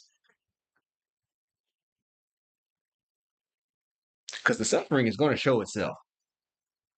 You're not going to be able to play past this part. You will not play past this part. The important thing is to remember that, okay, wait a minute.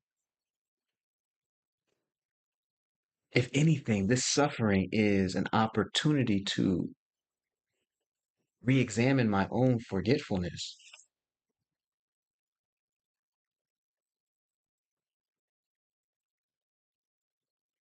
The other way of saying that is that this suffering is an opportunity to remember, to engage in self-remembering, to return to awareness.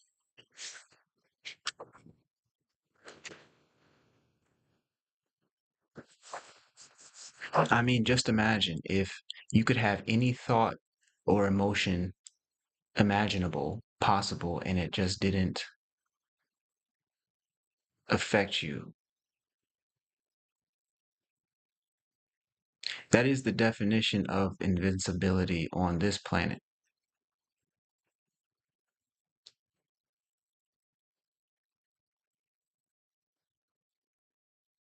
So, however long you stray from that power, the opportunity is always to return to it. This is what's so gorgeous about this. This is what I'm picking up through our experiment tonight. And it seems like such a basic experiment. Well, most of it.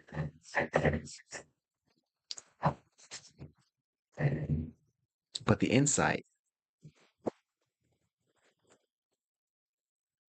insight being about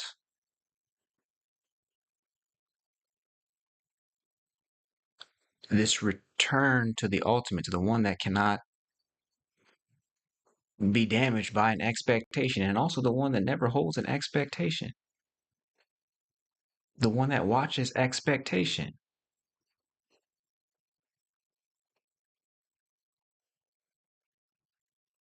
has even the power to intervene in expectation, but that's not where I got the bulk of the power tonight. Stripping the thought and memory of expectation is actually not where I got the bulk of the benefit tonight. For me, it was like just abiding as this expansive awareness with the heightened sense that even expectation is but another cloud, but another substance appearing to awareness and moving through awareness.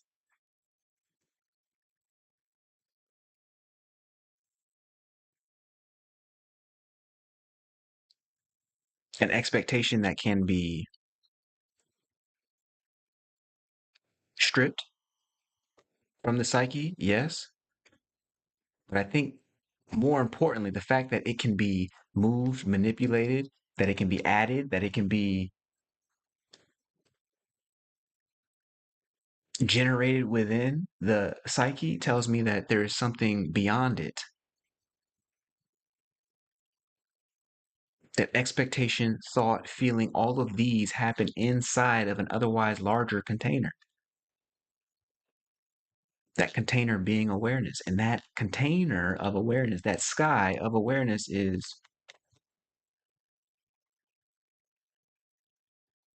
unaffected, regardless of the temperature.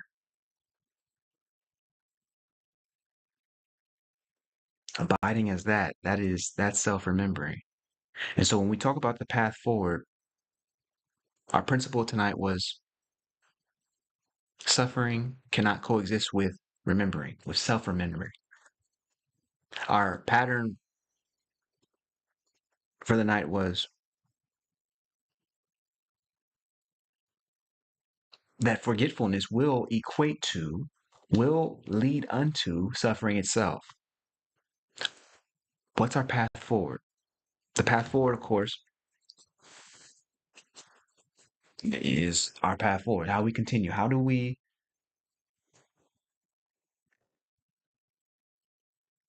step in such a way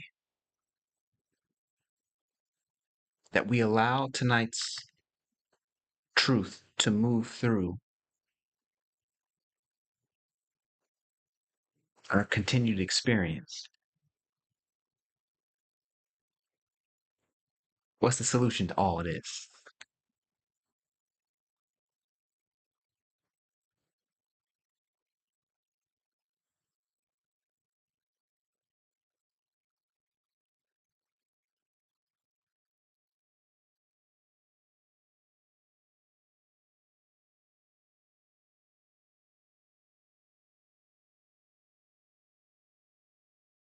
Hmm.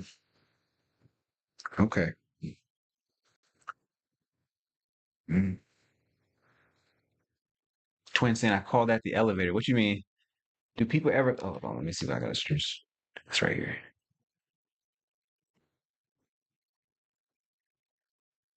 It says, interesting. Do people ever contemplate that we are trying to remember our memories, not actually remembering them? They're not stuck with us. We choose to try to remember them. Mm.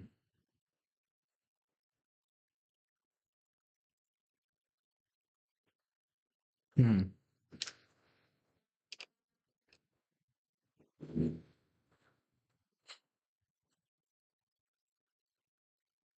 I'm still looking for that path forward.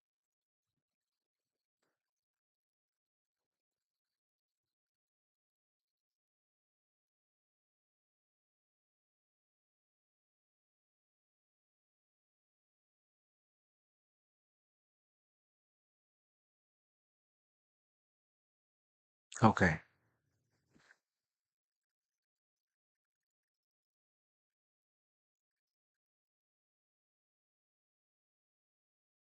Okay.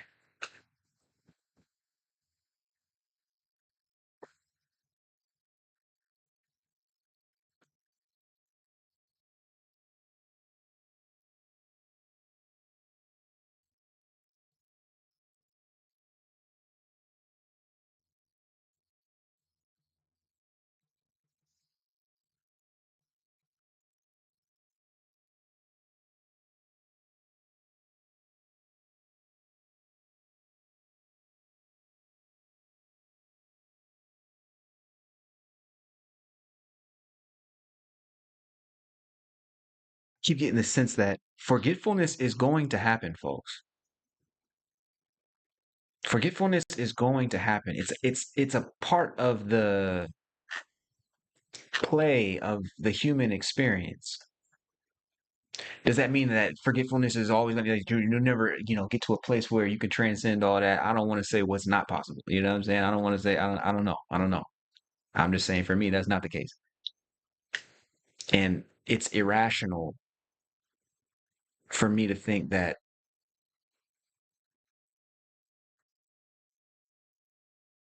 there's a sort of sense of finality to the opportunity to remember or forget. You dig what I'm saying? Like you like forgetfulness is going to happen until I'm what I notice is that the window how much time I spend in forgetfulness, it just kind of shrinks more and more and more. And for me, the value is in our path forward tonight, which is that forgetfulness becomes our very opportunity to remember. You can catch yourself and be like, "Oh, you know what? Damn, I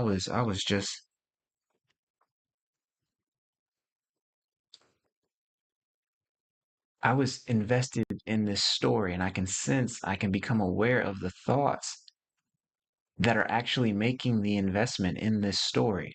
I can become aware of the emotional energy I am investing into this story, into this narrative in my head about how reality needs to look." We could say that forgetfulness is one of the byproducts of the human mind at this stage of evolution.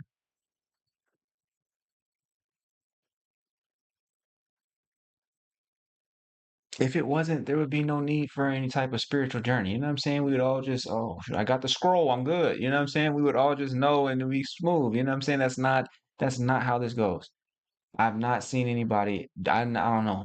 I don't know. Maybe if they exist, that's cool, but they exist as them. You know what I'm saying? Like it's not like they can sell me something that is going to get me to the point where so it's like, okay, well, in which case,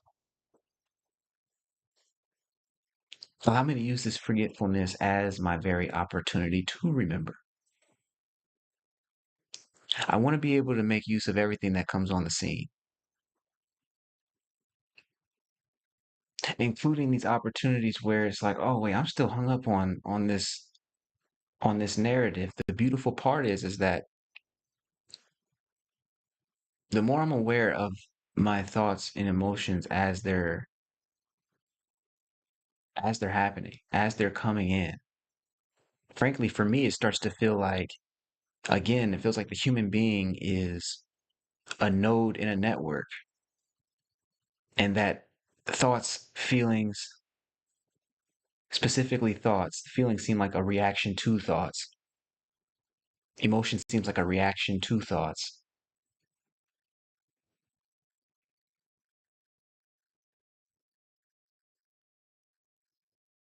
But specifically thoughts, like these just could just flood. They just flood the experience. They flood the experience. They flood the zone.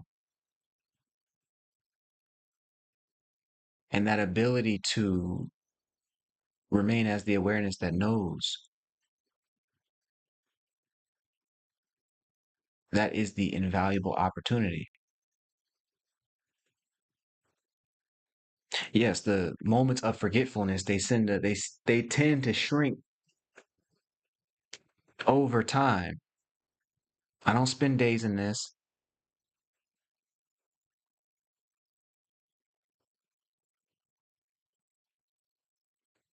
but if they seem as if forgetfulness is going to be a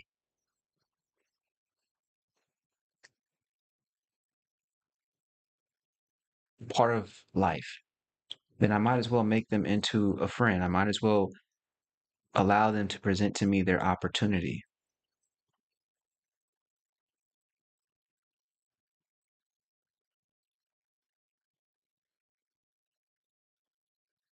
That's why tonight's path forward is that this forgetfulness is an opportunity to remember. I don't like this notion of the sort of finalized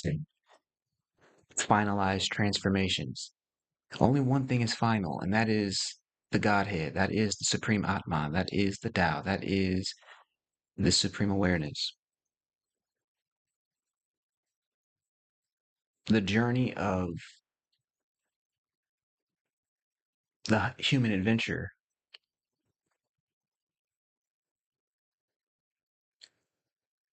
is to remember that. That seems the whole play, the whole thing is about this forgetfulness.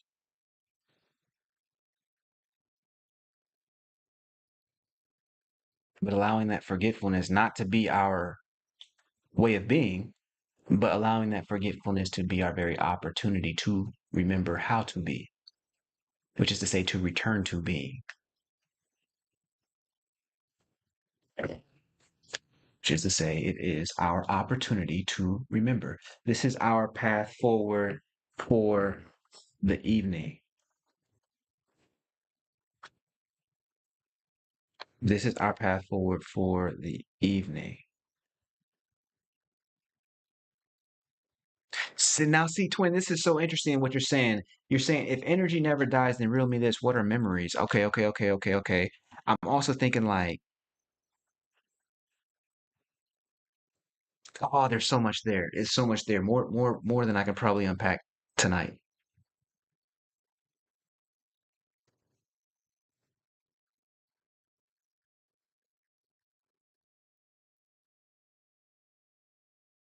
Hmm. Because I'm thinking about energy circulating, right? And even across lifetimes. And you could have many lifetimes in a single lifetime. You know what I'm saying? Like, I just told y'all about being Christian, an evangelical, fundamentalist Christian, at one point. That's a different lifetime ago. In this lifetime, you dig what I'm saying? 20 years ago is another lifetime. But if each one of those lifetimes leaves little residue, little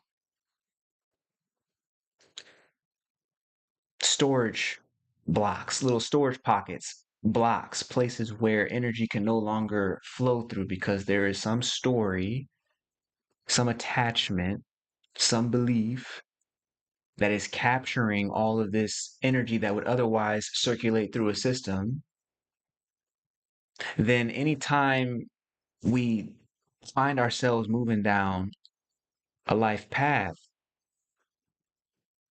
that happens to require the release of this built up frustration, built up anxiety, built up dread that we produced in another lifetime, that energy itself gets dammed up again. It just starts to collect. And when it's collecting, it's not just collecting the energy that was circulating through, it's collecting our attention. Our attention is energy as well. It's collecting our attention. We can't get past this. And the moment we're trapped inside of one of these little pockets, one of these places where we haven't surrendered yet, we engage in forgetfulness. I'm too damn busy trying to get through this blocked pocket, this sense from another lifetime that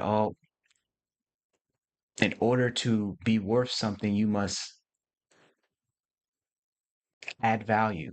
You must be able to do these things for these people. You must be able to whatever the thing is. For me, it's the add value that starts to steal attention from paying attention and seeing reality clearly, which means I begin to engage in a forgetfulness, which means the suffering is close behind.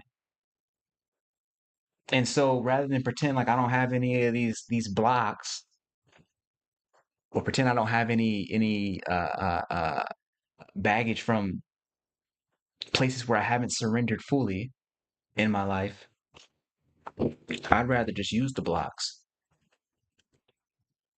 as an opportunity to remember. The other way of saying that is as an opportunity to surrender and release the blocks. As an opportunity to surrender and release the block.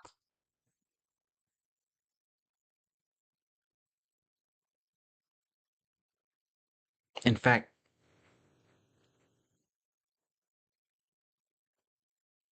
that feels like a truer approximation of the human experience.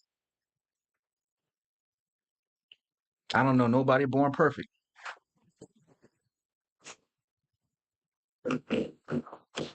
And indeed, this entire process, everything that we do is just about surrendering those blocks so that we can have our breakthrough. Speaking of which, y'all know what time it is, don't you? Don't you? I think you do know what time it is because I know y'all hear that. Mm, mm. Hold on, man. Hold on, man. Oh, shoot. It's looking like it's breakthrough turtle time.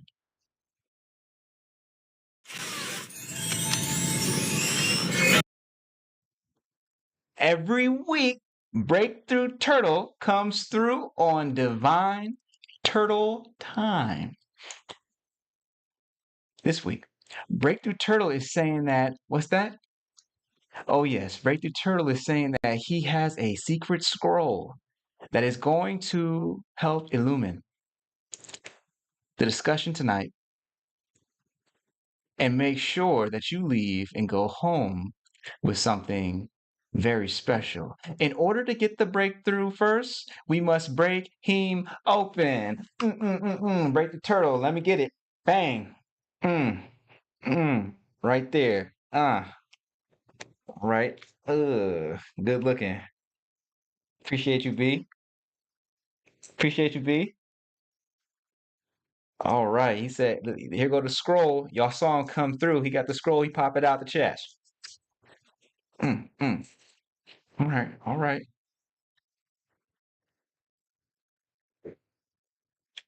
Okay. Break the Turtle is saying, I am, for I think not. Vijit Naskar.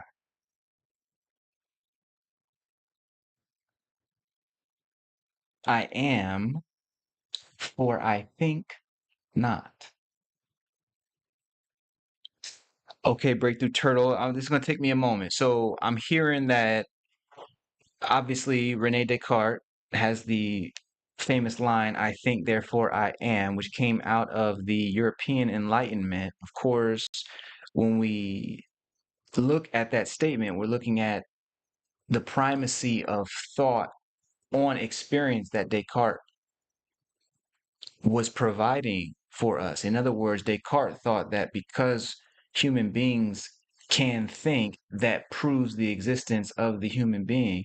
What we are saying is that because awareness is aware of thoughts, that we exist because we are aware that we exist. We don't have to think about it. We're just aware that this is the case. In other words, we're aware that we are. In other words, we're aware that I am. In fact, thought can become a barrier to that awareness, as we talked about tonight. When I am invested in a thought, in a story about reality, that starts to come along with it all kinds of expectations. Some of those expectations invariably have to be broken, have to be unmet, have to go unseen. When my expectations are not met, I suffer. So rather than invest in the story, Break the Turtle, I think you're saying, rather than invest in the story and in the thinking and in the thought, we can invest instead in the I am only known through awareness. That great sky of awareness. I am first.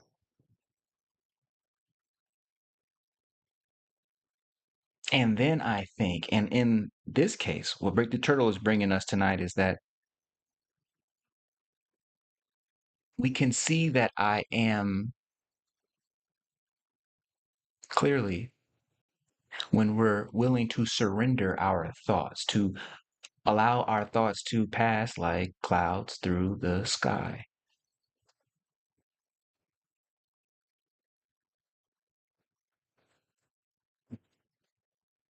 I am, for I think not, for thoughts simply appear, and I allow them to appear, and I allow them to disappear.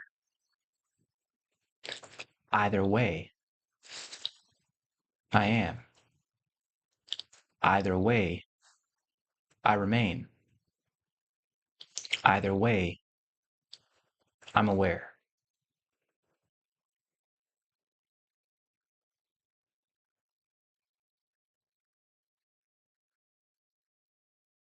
Great to true. I think that's what you're trying to say. At any rate, interesting, interesting. Be always a great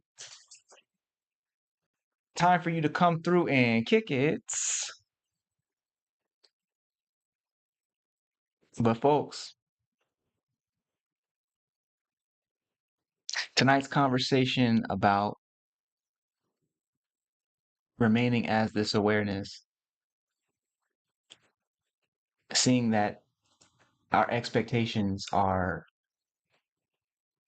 but mere investments in stories, in thoughts, in emotions, in feelings that come and go. However, by abiding in this awareness, we can watch the coming and going, unaffected by either.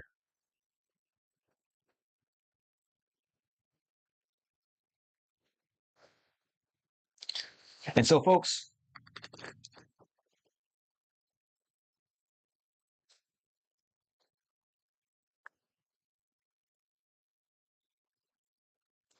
if fear is our only enemy, then we bring heaven to earth when we transform our minds. I'm Dr. Shawn, and we were not sent to impress our people. We were sent to transform our people into a light for the world. For God's universe opens to all who believe in breakthrough.